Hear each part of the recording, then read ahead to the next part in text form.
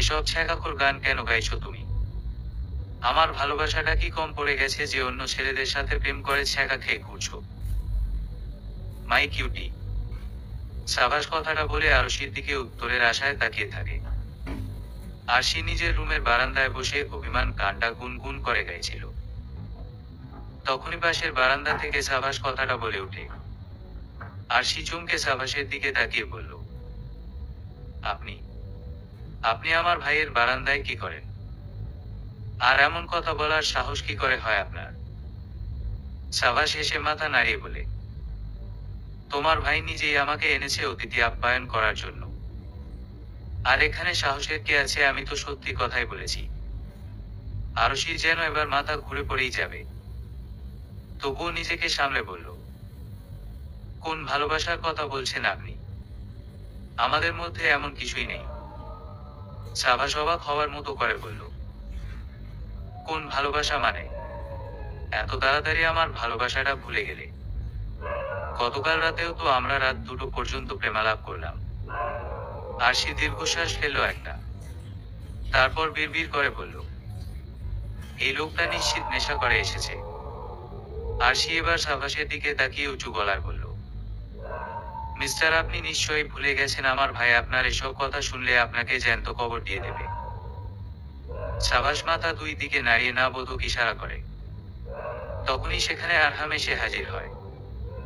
আরহাম বারান্দার দরজা ঠেলে প্রবেশ করতে করতে বলে, কি কথা হচ্ছে তোদের মধ্যে? আরহামকে দেখেই সাবাসের কথা বলার ধরন আর মুখের রং দুটোই বদলে যায়। সাবাস পকেট থেকে একটা কাগজ বের করে সেটা দেখিয়ে বলে, ভার্সিটির সেই ড্রামাটার স্ক্রিপ্ট আরুকে পড়ে শোনাচ্ছিলাম। তোরও ভালো লাগবে, পড়ে দেখ। আরহাম কাগজটা ফিরিয়ে দিয়ে নাকচ করে বলে, না ভাই, এসব ড্রামা আমার ভালো লাগে না। তুই বরং আরুকেই পড়ে শোনা, ওর এসব বিষয়ে ভালো নলেজ আছে। সাবাস আরশির দিকে তাকিয়ে হাসে। এই হাসির পেছনের রহস্য আরশি কিছুটা হলেও জানে। সাবাস জিজ্ঞেস করে, আরু তোমার কেমন লেগেছে? আরশি এবার সত্যিই বোধহয় মাথা ঘুরিয়ে ঠাস করে পড়ে যাবে।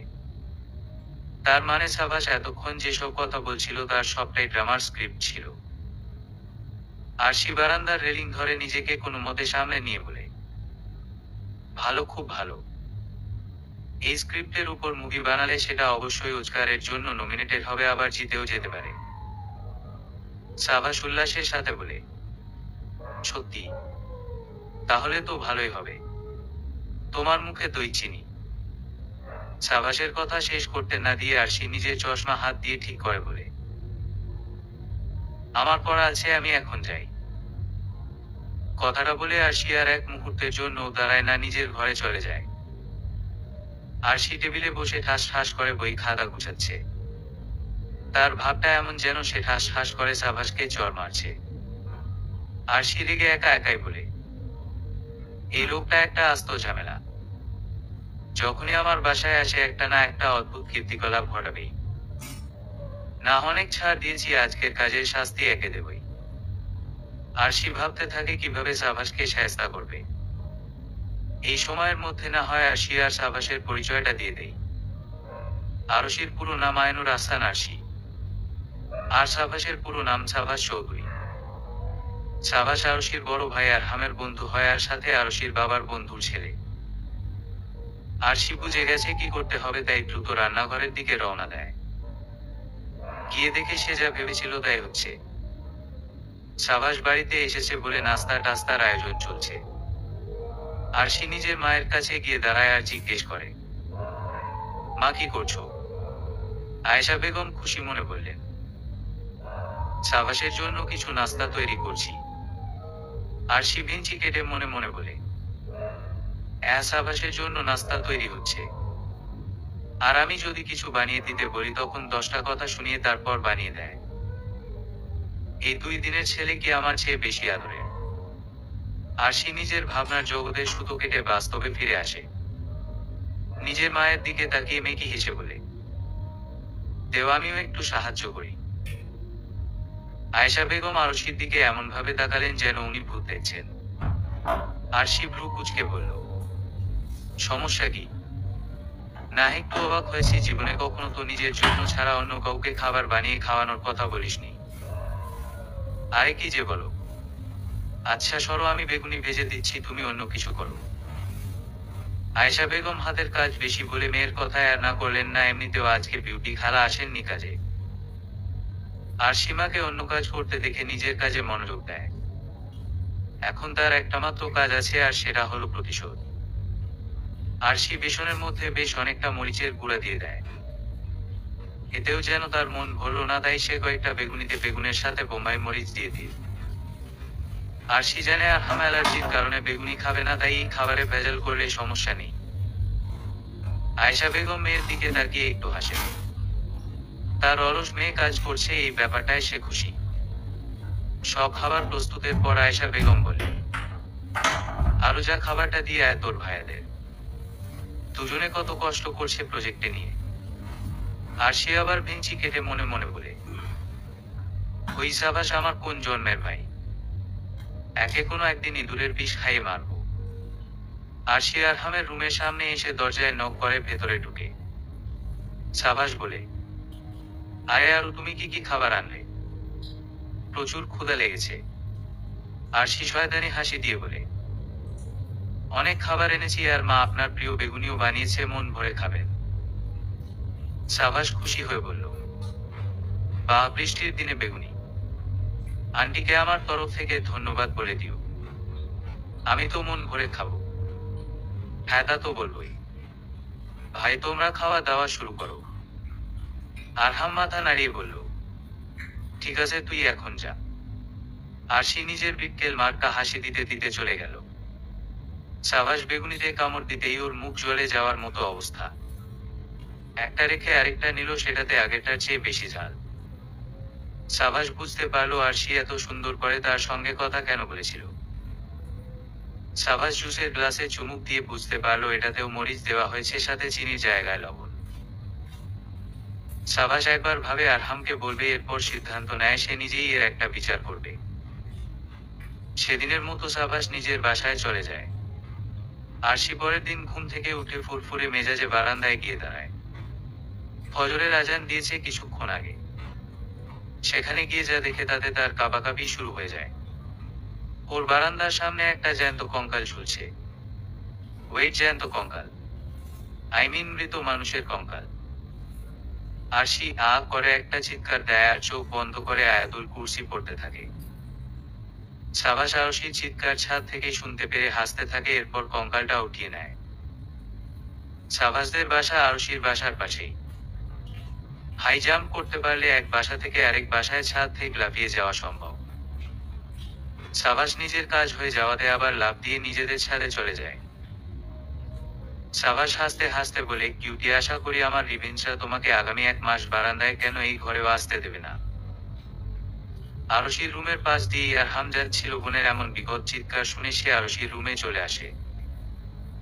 আরশির কাছে এসে দেখতে পায় সে চোখ বন্ধ করে বিড়বিড় করছে। আরহাম আরশির কাঁধে হাত রেখে বলে, আরো কি হয়েছে? আরশি চোখ খুলে দেখে কঙ্কালটা নেই, পাশে আরহাম দাঁড়িয়ে। আরশি বড় বড় নিঃশ্বাস নিচ্ছে। সে নিজের ভাইয়ের দিকে তাকিয়ে ভয়ার্ত দৃষ্টিতে বলে, কে তুমি? আরহাম অবাক হয়ে যায়, তার বোন তাকে চিনতে পারছে না। আরহাম বলে, আরো তুই কি পাগল হয়ে গেছিস? আমি তোর ভাই। আরশি আরেকবার চোখের পলক ফেলে চোখ বড় বড় করে বলে, ভাই এখানে একটা কঙ্কাল ছিল কিছুক্ষণ আগে, ঠিক আমার সামনেই ঝুলছিল। ভাই আমার মাথাটা কেমন যেন ঘুরছে, আমাকে অন্য ঘরে নিয়ে চলো, এই রুমে আমি থাকবো না। আরহাম দেখে আরশির শরীর সত্যি প্রচন্ড রকম কাঁপছে। সে আর দেরি না করে বোনকে কোলে তুলে নেয়। নিজের রুমের দিকে যেতে যেতে বলে, মা, বাবাকে কোথায় আছো? আরুর কি যেন হয়ে গেছে। আরশি চোখ খুলে নিজের মাথার কাছে সাবাসকে বসে থাকতে দেখে বৈদ্যুতিক শক খাওয়ার মতো কেঁপে ওঠে। মৃদু চিৎকার করে বলে, আপনি আপনি এখানে কেন? আমার মা বাবা ভাই কোথায়?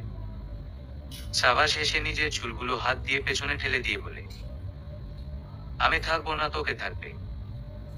আচ্ছা বাদ দেও, তোমার গলার তেলটা অসাধারণ লাগছে, আসো একটু চুমু দেই। আরশি চোখ বড় বড় করে ফেলে। হঠাৎ সে খেয়াল করে সাভাসের দুটো ভ্যাম্পায়ারের মতো দাঁত উঠেছে, আর সাভাসের মুখটাও একেবারে সাদা দেখাচ্ছে, ঠিক ভ্যাম্পায়ারের মতো। চোখের মনি জোড়া লাল লাল। সাভাস একটা কালো কোট পরে আছে। সাভাস আরশির গলার দিকে এগিয়ে আসতে নিলে আরশি কেঁদে উঠে আর চিৎকার করে বলে, ওমা বাঁচাও, ভ্যাম্পায়ার। হঠাৎ মুখে এক পশলা পানি পড়তেই আরশি জেগে ওঠে। আরশি চোখ খুলে দেখে তার পাশে কোনো সাভাস নেই। তার পাশে বসে আছে তার মা, বাবা, ভাই আর একজন চশমা পরিহিত বয়স্ক ডাক্তার। তার মানে এতক্ষণ সবটাই দুঃস্বপ্ন ছিল। সাভাস সকালে আজ নাস্তা করতে গিয়ে জানতে পেরেছে আরশির নাকি দুম জ্বর, আর তখন থেকেই সাভাসের মনে কেমন একটা অপরাধবোধ কাজ করছে। সাভাস কফির কাপে চুমুক দিতে দিতে নিজের মা আর চাচির কথোপকথন শুনতে পায়। তাজরিন বেগম অর্থাৎ সাভাসের মা ওর চাচিকে বলছে, আরশির মা বলল ভোরবেলা নাকি মেয়েটা বারান্দায় গিয়ে কি উল্টাপাল্টা দেখেছে, তারপর থেকেই এমন অবস্থা। ডাক্তার এসে ওষুধ দিয়ে গেছে, কিন্তু জ্বর এখনো কমছে না। সবাইকে বিদায় করে দিয়ে একবার আরশিদের বাসায় যেতে হবে, বুঝলা নীরু? সাভাসের চাচি নীরু বলেন, হ্যাঁ তা তো একবার যেতেই হবে। সাভাস বেশ ভালো করেই বুঝতে পারছে আরশির এই অবস্থা, কারণ সে নিজেই বেচারার বেশ অপরাধবোধ কাজ করছে মনের ভিতরে। মেয়েটাকে এতটা ভয় সে না দেখালেও পারত। সাভাস সে কামড় দিতে দিতে আনমনে ভাবছিল, ও এত বেশি ভয় পাবে তা আমি ভাবতেই পাইনি। ওর বোধ হয় অনেক জ্বর হয়েছে। আচ্ছা, জ্বরের কারণে কি ওর মুখটা লাল স্ট্রবেরির মতো হয়ে গেছে? আমার ইচ্ছে করছে এখনই একবার ওকে ছুটে গিয়ে দেখে আসি। সাভাসের আনমনে চিন্তা ভাবনার মাঝেই সে টোস্টে কামড় দেওয়ার জায়গায় নিজের হাতের আঙ্গুলে কামড় বসিয়ে দেয়। সাথে সাথে সে বাস্তব জগতে ফিরে আসে আর চেঁচিয়ে বলে, আহ, আমার আঙ্গুল! সাভাসের এমন অদ্ভুত কাণ্ডে টেবিলের সকলের দৃষ্টি তার উপর গিয়ে পড়ে। সাভাস হাতের আঙ্গুলের দিকে একবার তাকায়, এরপর বোকার মতো হাসি দিয়ে বলে, তোমরা তাকিয়ে আছো কেন? আমি কি তোমাদের আঙ্গুলে কামড় দিয়েছি নাকি? খাবারে মনোযোগ দেও। সাভাসের ছোট ভাই আবার সাভাসকে টিটকিরি করে বলে, ভাই, আজকাল তোমার মন কার কাছে থাকে যে টোস্ট খেতে গিয়ে আঙ্গুল কামড়ে ফেল? সাভাস রাগী গলায় দাঁতে দাঁত চেপে বলে, আভাসের বাচ্চা, চুপচাপ নিজের খাবার খা, না হলে কাল থেকে ভার্সিটিতে রিকশায় চড়ে যেতে বাইকের চাবিটা আমার জিম্মায় চলে আসবে। আভাস নিজের বাইককে নিজের গার্লফ্রেন্ড হিসেবে দেখে, তাই তাকে হারানোর কথা সে স্বপ্নেও ভাবতে পারে না। ভাইয়ের কথায় ভয় পেয়ে নাকে মুখে খাবার খেয়ে সে ভার্সিটিতে দৌড় লাগায়। সাভাসের চাচাতো বোন তো সবকিছু পর্যবেক্ষণ করে চলেছে এতটা সময় ধরে, কিন্তু সে কোনো রিয়েক্ট করলো না। আসল কাহিনী তো সে ভালো করেই জানে। তো কাঁধে স্কুল ব্যাগ তুলে নিয়ে সাভাসের উদ্দেশ্যে বলল, ভাই, আমার জন্য আজ পিৎজা নিয়ে এসো কেমন? সাভাস ভ্রু কুঁচকে বলল, কেন? গতকাল গণিতের খাতা দিয়েছিল, কোনো আহামরি রেজাল্ট তো করিসনি, করেছিস তো টেনে টুনে পাস। তাহলে তোর কেন ট্রিট চাই? সাভাসের চাচি নীরু সাভাসের কথায় তালে তাল মিলিয়ে বলে, একদম ঠিক বলেছিস বাবা। এইসব খেয়ে খেয়ে মাথার জ্ঞান বুদ্ধি দিন দিন কমছে। একদম কিছু এনে দিবি না? তুই মায়ের কথায় ভিঞ্চি কেটে সাভাসের দিকে তাকিয়ে শয়তানি হাসি দিয়ে বলে, ভাইয়া কঙ্কাল ছাদ। সাভাস চোখ বড় বড় করে তাকায় শব্দগুলো শুনে। তুই যদি ওর মা চাচিকে ঘটনা বলে দেয় তাহলে তুলকালাম হয়ে যাবে।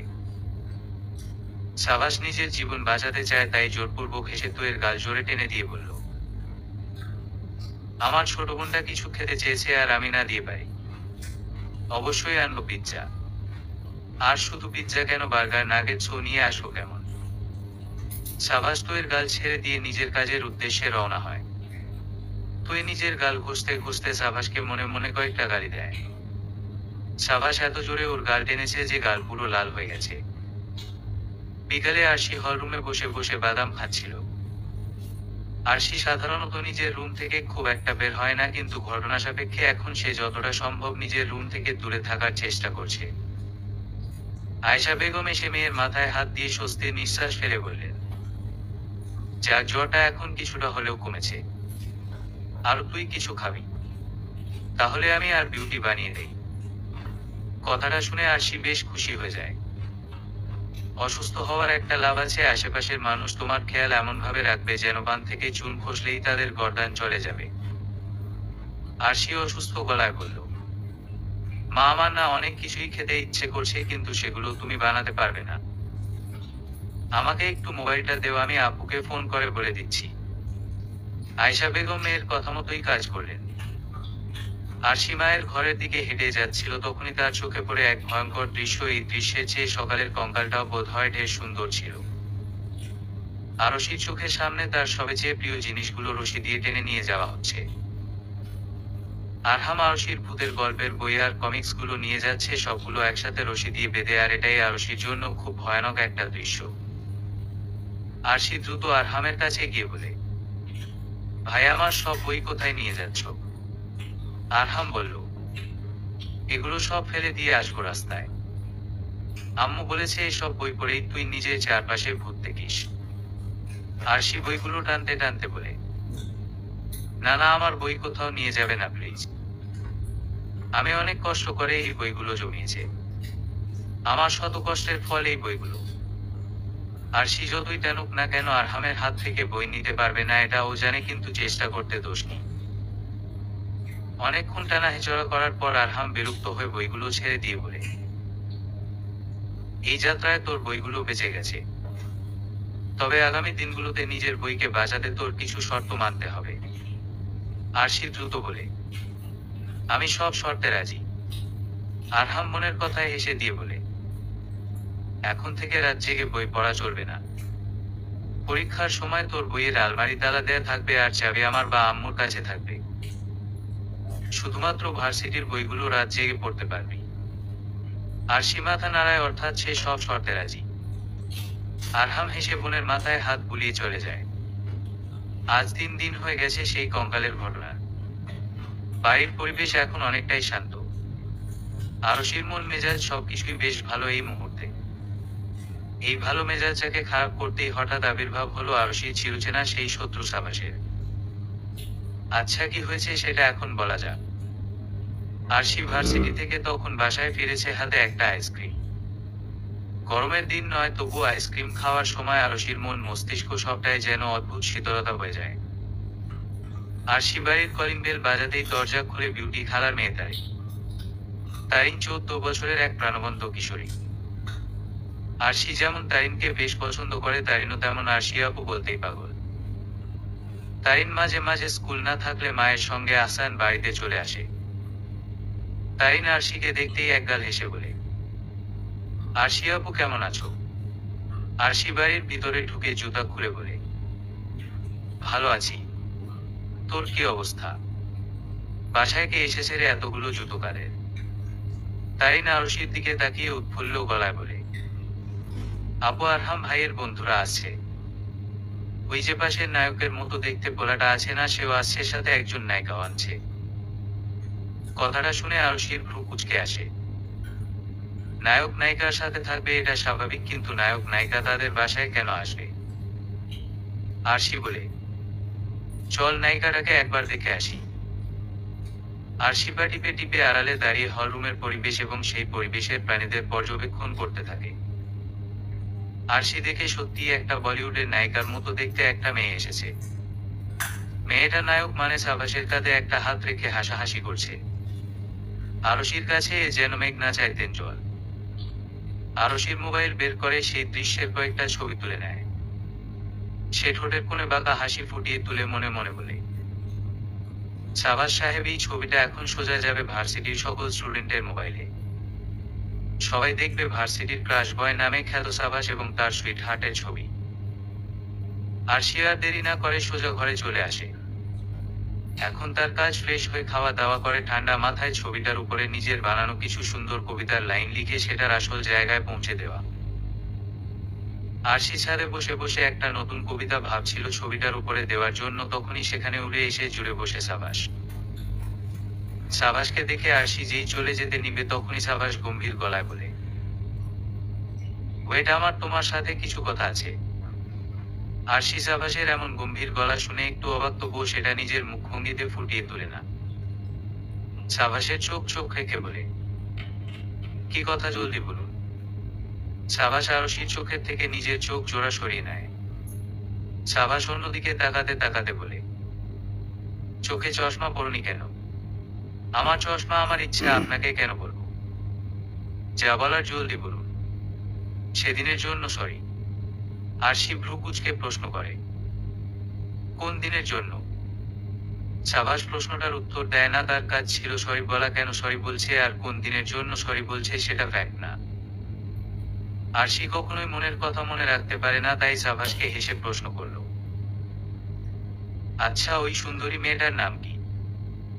আপনার সাথে কিন্তু ভালো মানিয়েছে। সাবাস বেশ অবাক হলো আরশির কথায়। কোন মেয়ের কথা বলছো? আরে ওই যে ডার্কা ব্রাউন চুলওয়ালা মেয়েটা, লাল সেলোয়ার কামিজ পরা। আপনার মতো মানুষের এমন সৌন্দর্যয় যে আমি বেশ অবাক হয়েছি। আমাদের মাঝে কিন্তু শত্রুতা বাদেও আরেকটা সম্পর্ক আছে। আমি ছোট বোন হিসেবে আপনার জন্য দোয়া করে দিব যেন আপনি সেই মেয়েকে বিয়ে করতে পারেন। সাবাস আরশির উল্টা পাল্টা কথায় এবার রেগে যায়। সে আরশির হাত চেপে ধরে রাগী গলায় বলে, এই মেয়ে কি আলতু ফালতু কথা বলছো? ওই মেয়েটা আমার গার্লফ্রেন্ড না, আমার ফুফাতো বোন আরিয়ানা। আর তোমাকে আমি কখনো ছোট বোন ভাবি না, বুঝেছো? তুমি আমার। সাবাস আর বলতে পারে না, থেমে যায়। আরশি সাবাসকে এমন রেগে যেতে দেখে বেশ ভয় পেয়ে যায়। তবুও তার কৌতূহলী মন সাবাসকে প্রশ্ন করে বসে, আমি আপনার কি? সাবাস বুঝতে পারে রাগের মাথায় সে এতক্ষণ কি সব বলে বসেছে, তাই দ্রুত আরশির হাত ছেড়ে দিয়ে বিনা বাক্য ব্যয়ে সেখান থেকে প্রস্থান করে দ্রুত পায়। আরশি এখনো ঘোরের মধ্যে আছে। সাবাসের কাছে সে কি শত্রু? সাবাস আর সেই মেয়েটা মানে আরিয়ানা ফুফাতো মামাতো ভাই বোন জানার পর আরশি আর ছবিটা পোস্ট করেনি। আর যাই হোক, ভাই বোনকে নিয়ে মিথ্যা গুজব ছড়ানোটা কোনো মজার মধ্যে পড়ে না, বরং এটা একটা জঘন্য কাজ হতো। দেখা যেত ছবির কারণে সাবাস আর আরিয়ানা আগের মতো স্বাভাবিকভাবে একজন আরেকজনের সাথে কথা বলতে পারত না। এক কথায় আরশির কারণে তাদের ভাই বোনের সম্পর্কটা নষ্ট হয়ে যেত। আরশি ছাদের টুলে বসে বসে কবুতরদের দানা দিতে দিতে সাবাসের বলা হয়েছে কথাগুলো গভীর মনোযোগের সাথে ভাবছে। সাবাস তাকে নিয়ে কিভাবে? আরশি মনে মনে ভাবছে, সাবাস নামক বাদশা মানুষকে কথার জালে ফেলতে ভালো করেই জানে।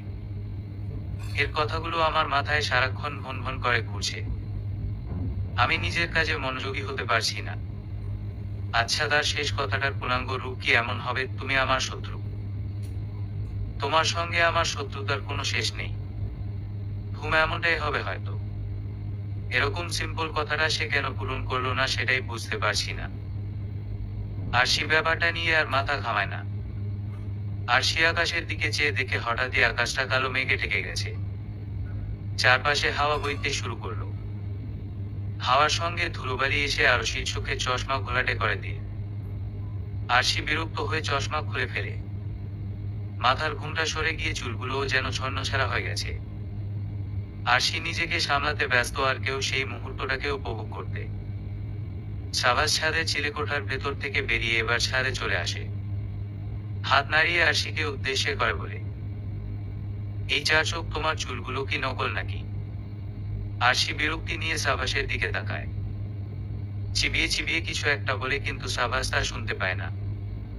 আরশি হেসে জোরে বলে, আরে আপনার চুলগুলো তো দেখছি সব পেকে গেছে মিস্টার চৌধুরী। আমার মনে হয় এবার আপনার একটা বিয়ে শাদী করা দরকার। আমার বান্ধবীর ভাই আপনার বয়সী বিয়ে করে 2 বাচ্চার বাবা হয়ে গেছে। বড় ছেলে নার্সারিতে পড়ে। সাবাস নিজের সম্পর্কে এমন অপমানজনক কথা শুনে কিছুটা রেগে গেলেও নিজেকে সামলে নিয়ে মুখে হাসি ফুটিয়ে বলে, মিস আহসান, আমার মনে হয় তুমি কালার ব্লাইন্ড হয়ে গেছো। আমার সবগুলো চুল এখনো কালোই আছে। তবে তোমারও তো দোষ নেই। এখন আল্লাহ যদি কালার ব্লাইন্ড বানায় তাতে তোমার কি করার আছে? আফসোসের সুরে। সাবাসের কথা এবার আরশি আর নিজের রাগ দমিয়ে রাখতে পারল না। রেগে গিয়ে বলল, আমার চোখ একদম ঠিক আছে, আমি সব রং বরাবরই ভালো দেখতে পাই, শুধু দূরের জিনিস কিছুটা ঝাপসা দেখি। আর যারা কালার ব্লাইন্ড হয় তারা সাদা রং স্পষ্ট দেখতে পারে, বুঝলেন? অবশ্য আপনি বুঝবেন কি করে, বুড়ো হয়ে গেলে বোঝার ক্ষমতা কমে যায়। আরশি সাবাসকে তাচ্ছিল্য করে শেষের কথাটা বলে, সাবাস নিজেও এবার রাগ দমিয়ে রাখতে পারে না। সে রেগে উত্তর দেয়, এই মেয়ে তোমার সাহস তো কম না আমাকে বুড়ো বলছো? আমার বয়স মাত্র 23 বুঝলে, আর আমি বিয়ে করব মানে? আমার মাস্টার্সই তো এখনো শেষ হয়নি, এখনো বাবার টাকায় খায় আমাকে মেয়েকে দিবে? আমার সাহস বরাবরই বেশি। আপনিও তো আমার চুলকে নকল বলেছেন, তখন দোষ হয়নি, আমি বলাতেই দোষ। আমি তোমার চুলকে নকল বলেছি কারণ তুমি চুলগুলো উঠতে দিচ্ছিলে না, এমন ভাবে বেঁধে রেখেছিলে যেন তোমার চুল নকল বাতাস তোমার চুলে উই ঘুরিয়ে নিয়ে যাবে। আর সে অবাক হয়ে বলে, আমার চুল উড়বে না কি উড়বে না সেটা আমার একান্ত ব্যক্তিগত ব্যাপার। এতই যখন চুল উঠতে দেখার শখ, তাহলে যেন একটা লম্বা চুলের মেয়েকে বিয়ে করে আনেন, সারাদিন তার উড়ন্ত চুল দেখবেন। আবার বিয়ের কথা বলছো? আমি বিয়েতে তোমার কি? হ্যাঁ। আরশি হেসে বলে, আরে আমার কি মানে, অনেকদিন হলো বিয়ে শাদী খাই না। আপনি বিয়ে করলে আমার খাওয়া দাওয়ার একটা স্পেশাল ব্যবস্থা কিন্তু অবশ্যই করবেন। আর তাছাড়া আমরা একটা ভাবি পাবো, তাই না? তুই সাবাস। তুই নাম শুনে অবাক হয়ে আরশির দিকে তাকায়। এরপর আরশির দৃষ্টি অনুসরণ করে নিজের ডান পাশে তাকায় আর দেখে তুই ছাদের সোফায় বসেছে আর টেবিলে হরেক রকমের খাবার আর কোল্ড ড্রিঙ্কস সাজিয়ে সেগুলো খাচ্ছে। সাবাস চেঁচিয়ে বলে, তুই এখানে কখন এসেছিস? আর এত খাবার নিয়ে বসেছিস কেন? তুই চিপস খেতে খেতে বলে, আরে আমি এখানে এসেছিলাম একটু ছাদের সৌন্দর্য অনুভব করতে করতে খাবার খাবো বলে। এসে দেখি তোমাদের ঝগড়া। আমার আর কি চাই, নেটফ্লিক্সের কোনো ওয়েব সিরিজেও এত মজা পাবো না যতটা মজা এই ঝগড়ায় পাবো, তাই আমি নীরব দর্শক হয়ে ঝগড়া দেখছিলাম। You guys carry on. সাবাস ধমক দিয়ে বলল, শ্যাট আপ। তো এর কোনো যায় আসে সাবাসের ধমকে এমন একটা ভাব নিয়ে সে আবারও উদরপূর্তিতে পেট ভরে খাবার খাওয়ায় মনোযোগ দিয়ে। সাবাস তুয়ের থেকে চোখ সরিয়ে সামনে তাকাতেই দেখে আরশি গায়। তার মানে আজকের মতো এখানেই ঝগড়া রীতি টানা হয়েছে। সাবাস নিজেও আর ছাদে থাকে না, চলে যায়। তুয়ের মন খারাপ হয়ে যায়। গণিতে কম নম্বর পাওয়ার দরুন তার মা তার টিভি দেখা বন্ধ করে দিয়েছে। ছাদে আসার সময় ভেবেছিল তার আজকের দিনটাই বরবাদ, কিন্তু এসে এমন ঝগড়া দেখবে তা আশা করেনি। যাই হোক, এই ঝগড়াটা আজকের মতো তার বিনোদনের খোরাক, সেটা মাত্র 15 মিনিটে ফুরিয়ে যাওয়ার এখন ওর বেশ মন খারাপ হচ্ছে। দেখতে দেখতে কেটে গেছে 4টা মাস। এই 4 মাসে হাতে গোনা কয়েকদিন হয়তো সাবাস আর আরশির দেখা হয়নি। দুজনের দেখা হলেই এক প্রকার যুদ্ধ শুরু হয়ে যায় দুজনের মাঝে। একে অপরকে গা ঝালানো কথা না বললে তাদের পেটের ভাত হজম হয় না। যাই হোক, সাবাস কিছুদিন আগে মাস্টার্স শেষ করেছে। এখন তার চাকরি জীবনে পদার্পণের পালা। আগে নিজের বাবার কোম্পানিতে গিয়ে টুকটাক কাজ করলেও আগামী মাস থেকে সে বাবার কোম্পানির একজন অফিসিয়াল চাকরিজীবী হবে। সাদমান চৌধুরী প্রথমেই কোম্পানির কোনো বড় পদে ছেলেকে নিয়োগ করছেন না, কারণ উনি ছেলের যোগ্যতা দেখতে চান। ওনার কথা হলো, প্রথমে তুমি সাধারণ একজন ভার্সিটি কর্মচারী হিসেবে কাজ করো। তোমার কাজের দক্ষতা দেখে তোমাকে আমি প্রমোশন দেব আমার আর 10টা ওয়ার্কারের মতো। দেখো, আমার যা আছে সব তো তোমাদের দুই ভাইয়েরই, তাই এসব সামলানোর জন্য তোমাদের যোগ্য হতে হবে। আশা করি আমার কথা তুমি বেশ ভালো মতোই বুঝতে পেরেছো। সাবাস বাবার কথায় মাথা নাড়িয়ে স্টাডি রুমের বাইরে যাওয়ার উদ্দেশ্যে পা বাড়ায়। সাবাস নিজের ঘরে গিয়ে বসতেই মোবাইলটা বেজে ওঠে। মোবাইল হাতে নিয়ে সে দেখে তার চাচা সাফিন চৌধুরী ফোন করেছে ভিডিও কলে। সাফিন চৌধুরী একজন ভূতত্ত্ববিদ, বছরের বেশিরভাগ সময় তাকে বাড়ির বাইরেই কাটাতে হয় রিসার্চের খাতিরে। স্ত্রী সন্তান ছেড়ে বাইরে থাকাটা কষ্টকর, কিন্তু তার নিজেরও কিছু করার নেই, তাকে এক স্থান থেকে অন্য স্থানে ভ্রমণ করতে হয় প্রতি 2 দিন পর পর। সাবাস চাচার সঙ্গে কথা বলে জানতে পারে তার চাচা 2 দিন পর দেশে ফিরবেন। উনি পরিবারের সকলকে সারপ্রাইজ দিতে চান, তাই সাবাসকেই শুধু বলছেন খবরটা যেন সাবাস তাকে আনতে এয়ারপোর্ট যায়। সাবাসদের বাসায় আজ উৎসব মুখর পরিবেশ, কারণ অনেক দিন পরে আজ সবাই একসঙ্গে খাবার খাবে। 9 জন একসঙ্গে খাবার খাচ্ছে আর বিভিন্ন গল্প করছে, তখনই সাফিন এমন একটা কথা বলে বসেন যে সাবাসের গলায় খাবার আটকে যায়। সাফিন বললেন, ভাই এবার আমি প্রায় 2 মাস একটানা দেশে থাকবো। সাবাস তো পড়াশোনা শেষ করে এখন তোমার সঙ্গে ব্যবসা সামলাচ্ছে, তাহলে এক কাজ করি, এবার ওকে বিয়ে করিয়ে দেই। ব্যাস কথাটা বলতে দেরি, কিন্তু সাভাসের কাশি উঠতে দেরি হয়নি। সাভাস পানি খেয়ে নিজেকে শান্ত করে। ততক্ষণে টেবিলে তার বিয়ে নিয়ে একটা শোরগোল শুরু হয়ে গেছে। সাভাসের ফুফু সালেহা বেগম বলেন, আমার ননদের একটা মেয়ে আছে, সাভাসের সঙ্গে ভালো মানাবে। আমার ননদ তো সাভাস বলতেই পাগল। ভাই, তুমি যদি বলো আমরা সবাই গিয়ে একদিন মেয়েকে দেখে আসি। সাভাস চোখ বড় বড় করে ফুফুর দিকে তাকায়। বিয়ের কথা উঠেছে, মিনিটও হয়নি, আর ইতোমধ্যে পাত্রীর ব্যবস্থাও হয়ে গেছে। সাদমান চৌধুরী বোনের কথার প্রতি উত্তরে বললেন, আচ্ছা, এই বিষয় নিয়ে বিকালে কথা বলা যাবে। এখন খাবারের সময়, তাই সবাই খাবার খাও। সবাই আবার খাবার খাওয়াতে মনোযোগ দেয়। আরিয়ানা সাভাসের পাশেই বসেছিল, সে কুনুই দিয়ে সাভাসকে খোঁচা দেয়। সাভাস বিরক্ত হয়ে আরিয়ানার দিকে তাকায়। আরিয়ানা ভ্রু নাচিয়ে হেসে ফিস ফিস করে বলে, ভাই, তুই তো বিয়ের লাড্ডু খাবি, আমাকে বলিস কেমন খেতে? সাভাসের রাগে দুঃখে কান্না পাচ্ছে। সে বিয়ের লাড্ডু খেতে চায়, কিন্তু যার সঙ্গে খেতে চায় সে তো ওকে চোখের বালি মনে করে। এখন যদি সাভাস হাত পা ছড়িয়ে কাঁদতে পারত, তবে বোধহয় ওর বুকে শান্তি লাগত। আরশি বিকালে নাস্তা খাচ্ছিল, তখনই কলিং বেল বেজে উঠে গেট খুলে তাজিন বেগমকে দেখে আরশি সালাম দিয়ে কুশল বিনিময় করে ভেতরে আসতে বলে। তাজিন বেগম দেবর বিদেশ থেকে আসার উপলক্ষে কিছু চকলেট দিতে এসেছেন। আয়েশা বেগম আর তাজিন বেগমের কথোপকথন আরশি পাশে বসেই শুনতে থাকে। কথার এক পর্যায়ে তাজিন বেগম বলেন, আবাসকে বিয়ে দেব ভাবছি এবার। ওর চাচাও লম্বা ছুটিতে এসেছেন এবার। সাফিনের ইচ্ছা এবার সাবাসের বিয়েটা সে দেখে যাবে। পাত্র দেখা শুরু করব ভাবছি। সাবাসের ফুফুর ননদের মেয়েকে আগামীকাল দেখতে যাব। আয়েশা খুশি হয়ে বললেন, মাশাআল্লাহ, সেই ছোট সাবাস তাহলে এবার বিয়ের উপযুক্ত হয়ে গেল। আল্লাহ চাইলে সব ভালোই হবে। আরশির হঠাৎ সাবাসের বিয়ের কথা শুনে অন্যরকম অনুভূতি হলো। বুকটা কেমন অদ্ভুতভাবে মোচড় দিয়ে উঠল। এর কারণ কি? ওর সঙ্গে হঠাৎ এমনটা কেন হলো? আরশি, আরশি, প্লিজ আমার কথাটা শুনো। আরশি রাস্তায় হাঁটছিল, তখনই তার পেছনে থেকে একজন ছেলে তাকে ডেকে ওঠে। আরশি পেছনে ঘুরে প্রচন্ড বিরক্তির সাথে বলে, নিহান, আপনি আমাকে এভাবে মাঝ রাস্তায় ডাকছেন কেন? এলাকার 10 জনকে না শোনালে আপনার চলবে না। নিহান মাথা চুলকে বোকা বোকা হাসি দিয়ে বলে, আসলে সরে আমি বুঝতে পারিনি।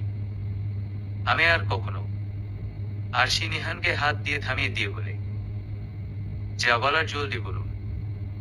আমাকে আপনার সঙ্গে কথা বলতে দেখলে 10 জনে 10 রকমের কথা বানাবে।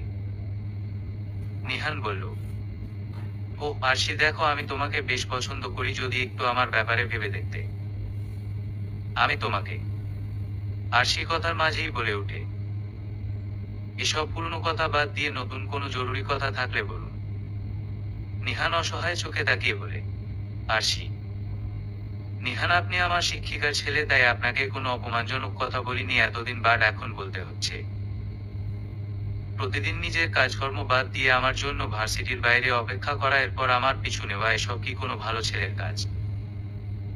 আমি বুঝতে পারছি আপনার কথাগুলো, কিন্তু আপনি পছন্দ করলেই তো হবে না, অপর পক্ষেরও মতামতের প্রয়োজন আছে। আর আমার পিছু করার ব্যাপারটা যদি একবার আমার বাবা ভাইয়ের কানে যায়, তাহলে আমি জানি না আপনার কি হবে। আমার ভাইয়ের রাগ তো জানেন, তাই না? নিহান আরহামের কথা শুনে ভয় পেয়ে ঢুক দিলে মাথা নাড়ায়, অর্থাৎ সে আরহামের রাগের সম্পর্কে অবগত।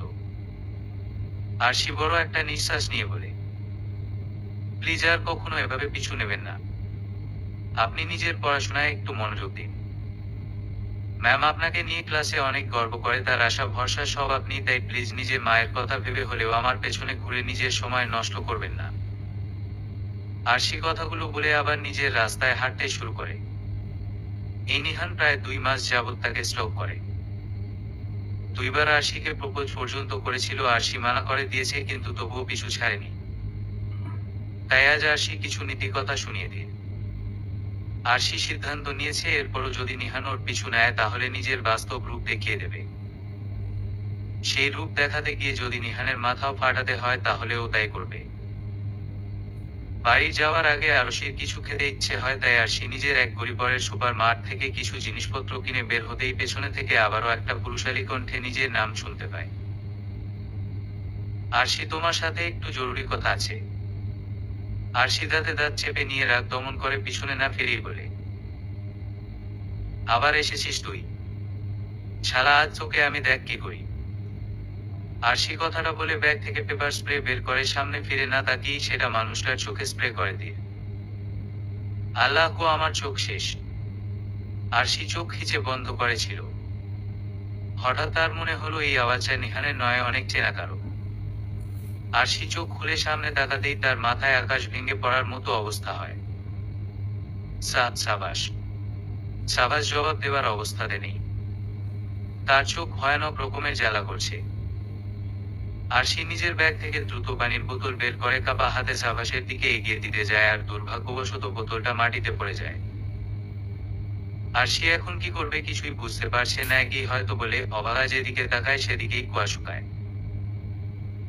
সাবাসকে কাটা মুরগির মতো ছটফট করতে দেখে আরশি দ্রুত সাবাসের এক হাত ধরে টানতে টানতে বলে,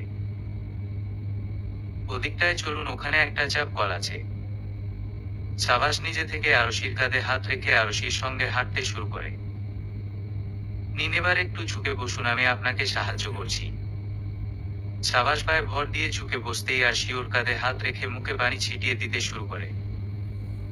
কিছুক্ষণ পরে সাবাস কিছুটা ঠিক হলো, আরশি ওকে ছেড়ে দিয়ে দাঁড়ায়। সাবাস মাথায় মুখে পানি দিয়ে রাস্তাতেই এক প্রকার গোসল করে ফেলেছে। সাবাস উঠে দাঁড়িয়ে আরশির দিকে তাকায়। আরশি অপরাধীর মতো মাথা নিচু করে রেখেছে। সে অসহায় স্বরে, আমি বুঝতে পারিনি। আমি অনেক দুঃখিত নিজের কাজের জন্য, সরি। সাবাস অবাক হয়ে যায় আরশির মাপ চাওয়া দেখছে। এর আগেও আরশি তার সাথে অনেক কিছুই করেছে, কিন্তু এভাবে কখনো ক্ষমা চায়নি। সাবাস বলে, তুমি আমার সঙ্গে এমন একটা কাজ কেন করলে? আমি কি এমন করেছিলাম তোমার সাথে? আমাকে কি রাস্তার বখাটে মনে হয়? আরশি মাথা দুই দিকে নাড়িয়ে বলে, না না, আসলে আমার পেছনে থাক, বাদ দিন। সাবাস আরশির চোখে চোখ রেখে ওর দিকে কিছুটা এগিয়ে আসে। আরশি ভয় পেয়ে যায়, তার বুক ধুকপুক করছে। সাবাসের কাছ থেকে যে সরে যাবে তাও যেন মাথা থেকে বেরিয়ে গেছে। আরশির মস্তিষ্ক এখন পুরোপুরি শূন্য। সাবাস আরশির ওনার আঁচল হাতে নিয়ে নিজের মাথা আর মুখটা মুছে নেয়। আরশির মুখেও সাবাসের চুলের কয়েক ফোঁটা পানি পড়ে। আরশি চোখের পলক ফেলে এই মুহূর্তটায় কেমন অদ্ভুত এক আবেগ তার মাঝে কাজ করছে। ব্যাগের ভেতর ফোন বেজে ওঠায় আরশি ভাবনার জগৎ থেকে ফিরে আসে। চোখ খুলে সাবাসকে নিজের সামনে দেখে সাথে সাথে সাবাসের বুকে হাত রেখে একটু দূরে ঠেলে দেয়। সাবাস নিজেও বুঝতে পারে আরশির এত কাছে যাওয়াটা তার একদম ঠিক হয়নি। সাবাস কিছু বলতে যাবে, কিন্তু আরশি সেই সুযোগ না দিয়ে রাগী গলায় বলে, আপনি আমার ওনা ধরেছেন কেন? আপনি একজন বখাটে লোক। আরশি সাবাসকে কথাটা বলে আর দাঁড়ায় না, দৌড় দেয়। সাবাস আরশি যাওয়ার পানে তাকিয়ে থাকে। কিছুক্ষণ পর তার বোধ হয় আরশি তাকে কত বড় একটা কথা বলে গেছে। সাবাস নিজের দিকে আঙ্গুল তাক করে নিজেকে নিজে প্রশ্ন করে, আমি বখাটে? কি বলে গেল এই মেয়ে? হঠাৎ সে খেয়াল করে তার পাশেই কিছু ব্যাগ পড়ে আছে। সাবাসের আর বুঝতে সময় লাগে না যে আরশি দোকান থেকে কেনা জিনিসপত্রের ব্যাগগুলো ফেলেই চলে গেছে। কিন্তু কেন? সাবাসের ভয়। আরশি ওকে ভয় পেয়েছে ব্যাপারটা ভেবেই সাবাসের কেমন আনন্দ লাগছে। বাসায় আসতেই আরশির মনে পড়ে সে নিজের কেনা জিনিসগুলো সেখানেই ফেলে এসেছে। আরশি মনে মনে বলে, এখন আবার যাব? ধুরোর ভাল লাগে না। তখন কলিং বেল বেজে ওঠে। আরশি যেহেতু দরজার সামনেই দাঁড়িয়ে ছিল তাই সে নিজেই দরজা খুলে দেয়। একটা পিচ্ছি ছেলে হাতে আরশির ফেলে আসা ব্যাগগুলো নিয়ে দাঁড়িয়ে আছে। সে আরশির দিকে সেগুলো এগিয়ে দিয়ে বলে, এই নেও, এগুলো একটা ভাইয়া এই বাড়িতে দিয়ে যেতে বলেছে। আরশি সেগুলো নিতেই ছেলেটা ছুটে পালায়। দুঃখটাকে দিলাম, ছুটি আসবে না ফিরে। এক পৃথিবী ভালোবাসা রয়েছে ঘিরে। মনটা যেন আজ পাখির টানা, হারিয়ে যেতে দেয়নি তো মানা। চুপি চুপি চুপি স্বপ্নটাকে হাত বাড়িয়ে মন চায়, যেখানে চোখ যায় সেখানে যাব হারিয়ে। আরশি চোখ বন্ধ করে গানের লাইনগুলো অনুভব করে। ঈশ্বর সত্যিই যদি হারিয়ে যাওয়া সম্ভব হতো। এই পৃথিবীর প্রতিটি মানুষ কখনো হারিয়ে যেতে চায় কিন্তু পারে না, কারণ ওই যে কখনো কখনো এই ইচ্ছেটা হয় এবং সেটা খুবই স্বল্প সময়ের জন্য। কিছু সময় বাদে সবাই আবার সেই সুখ দুঃখ দিয়ে তৈরি জীবনে ফিরে আসে, কারণ এটাই প্রকৃতির নিয়ম। প্রকৃতি কখনোই আমাদের একা থাকতে দিতে চায় না। আরশির হঠাৎ আজ ডায়েরি লিখতে ইচ্ছে করছে। আরশির রেগুলার ডায়েরি লেখার অভ্যাস নেই, যখন ও অত্যাধিক কষ্টে থাকে বা অনেক আনন্দে থাকে তখনই লিখে। আরশি ডায়েরির ধুলোয় ফু দিয়ে সেগুলাকে হাওয়ায় মিলিয়ে দেয়। আরশি লিখতে শুরু করে, আজ আমি নিহানকে কিছু নীতি কথা বলেছি। কেন জানি না এখন আমার নিজেকে বেশ মহান এবং আদর্শবান মানুষ বলে মনে হচ্ছে। যাই হোক, আরো একটা ঘটনা ঘটেছে। আমার চির শত্রু সাভাসের চোখে পেপার স্প্রে মেরেছি। আজ তার এমন করুণ অবস্থায় সব সময় ন্যায় আমার যেখানে হাসি পাওয়ার কথা সেখানে আমি বুকটা কেমন যে করছিল। I think I was guilty. হয়তো বিনা অপরাধে ওনার সঙ্গে এমন করার কারণেই আমার ভেতর থেকে খারাপ লাগছিল। যাই হোক, সাভাস এখন নিজের বিয়ের জন্য পাত্রীর সন্ধান করছে। আমি সিদ্ধান্ত নিয়েছি তার সঙ্গে আর ঝগড়া করব না। বিয়ে শাদী হবে কদিন পর, তখনও যদি ওনার সঙ্গে ঝগড়া করি তাহলে কেমন দেখাবে না। আজ নাকি ওরা একটা পাত্রী দেখতে গেছে। আল্লাহর কাছে দোয়া করি ওর বউ যেন ওর সঙ্গে সারাক্ষণ ঝগড়া করে। আমার একটু অদ্ভুত লাগছে হঠাৎ। আর কিছু লিখে না আরশি। কপালে হাত দিয়ে বালিশে শুয়ে পড়ে। তার মস্তিষ্কে শুধু একটা কথাই ঘুরছে, সাভাসের পাত্রী। উফ, এত চিন্তা নিয়ে দুপুরে ঘুমানো যায় নাকি? আরশি চশমা সাইডে রেখে নিজেকে বলে, চুপ, একদম চুপ। কিসের পাত্রী? কিসের সাবাস? তোর জন্য জরুরি কাজ হচ্ছে ঘুম। এই বলে সে নিজেকে নিজে সান্ত্বনা দেয়। আপনার নামটা যেন কি? সাবাস নিজের সামনে বসা মেয়েটিকে কথাটা জিজ্ঞেস করে। তাকে আর মেয়েটাকে মানে পাত্রীকে আলাদা কথা বলতে দেওয়া হয়েছে। সাবাস বলার মতো কিছু খুঁজে না পেয়ে তা এটাই জিজ্ঞেস করে। মেয়েটা মিষ্টি হেসে উত্তর দেয়, আতিকা। ও। এরপর দুজনের মাঝেই পিন ড্রপ সাইলেন্স। সাবাস নিজে থেকেই বলে, আমি আপনাকে বিয়ে করতে পারবো না, আমি অন্য একজনকে পছন্দ করি। সে কি আপনাকে পছন্দ করে? সাবাস উত্তর দিতে পারে না। আতিকা হেসে বলে, আপনার মতো স্যাম সিচুয়েশনে আমিও আছি। যাই হোক, আমিও আপনাকে একই কথা বলতাম। দুজনের পক্ষ থেকেই যেহেতু না, তাই বাইরে গিয়ে না বলে দিলেই হয়। সাবাস হেসে বলে, আপনি সত্যিই ভালো মেয়ে, ধন্যবাদ। চিন্তা করবেন না, আল্লাহ চাইলে আপনিও আপনার লাভ অফ লাইফকে অবশ্যই পাবেন। কথাটা বলে সাবাস উঠে চলে যায়। আতিকা সেখানেই বসে থাকে। সে মিথ্যা বলেনি, সেও সাবাসের মতো একই অবস্থাতে আছে। আতিকা সাবাসকে পছন্দ করে অনেক আগে থেকেই, কিন্তু সাবাস তাকে পছন্দ করে না। পৃথিবীটা কত অদ্ভুত।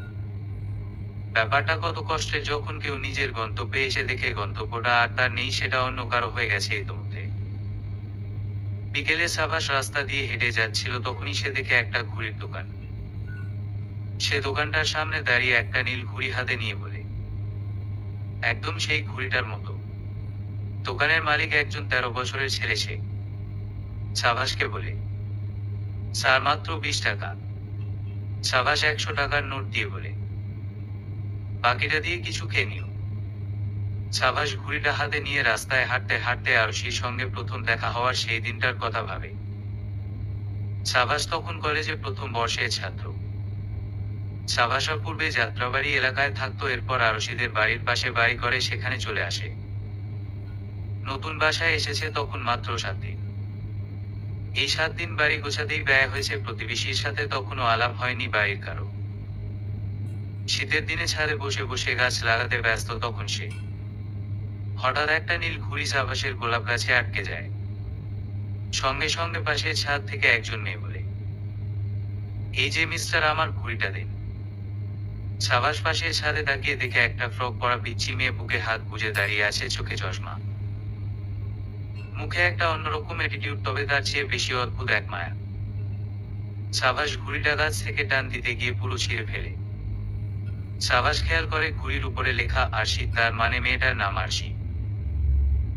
এদিকে আরশি নিজের ঘুড়ি ছিঁড়ে যেতে দেখে দৌড়ে ছাদ থেকে নেমে গিয়ে নিজের ভাইকে টেনে আনে ছাদে, তারপর সাবাসকে উদ্দেশ্যে করে বলে,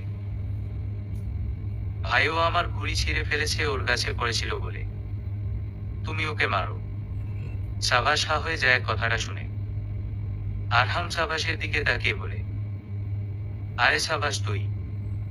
সাবাসের মনোযোগ এতক্ষণ আরশির উপর ছিল, তাই আরহামকে খেয়াল করেনি। আরহামকে দেখে সে অবাক ও খুশি হয়ে বলে, দোস্ত তুই এখানে থাকিস, আমি তো জানতামই না।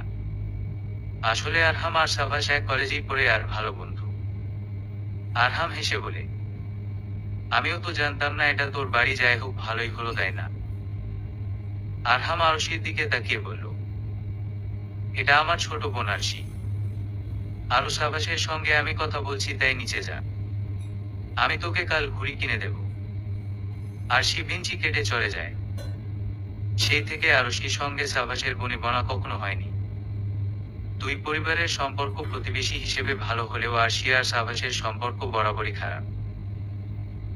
সাবাস গাড়ির হর্নের শব্দে বর্তমানে ফিরে আসে।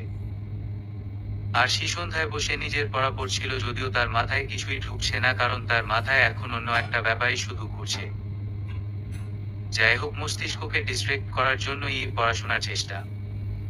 তখনই আগমন ঘটে তুজের। তুজে আরশির দরজার সামনে এসে টোকা দিয়ে বলে, আরশি আপু আসতে পারি? আরশি তুজের দিকে তাকিয়ে হেসে বলে, আরে তুজে, আসো আসো।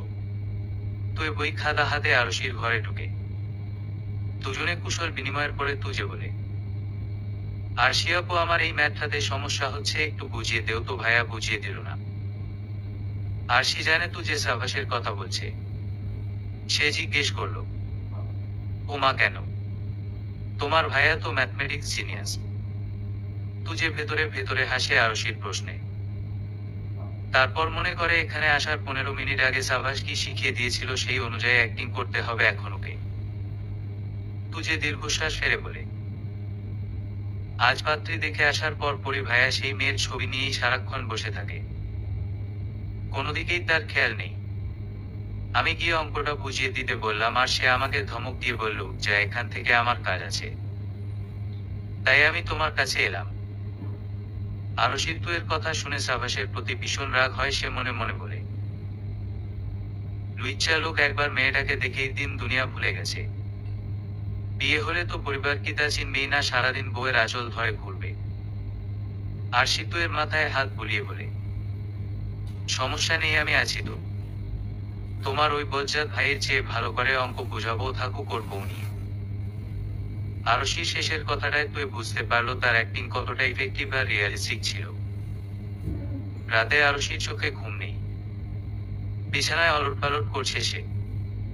আরশি চোখ বন্ধ করলেই সাবাসকে দেখতে পায়। সাবাসের গলার স্বর ওর কানে বাজে। আরশির বিবেক বলে ওঠে, আরশি তুই কি মানতে পারবি সাবাসের সঙ্গে অন্য কেউ ঝগড়া করছে?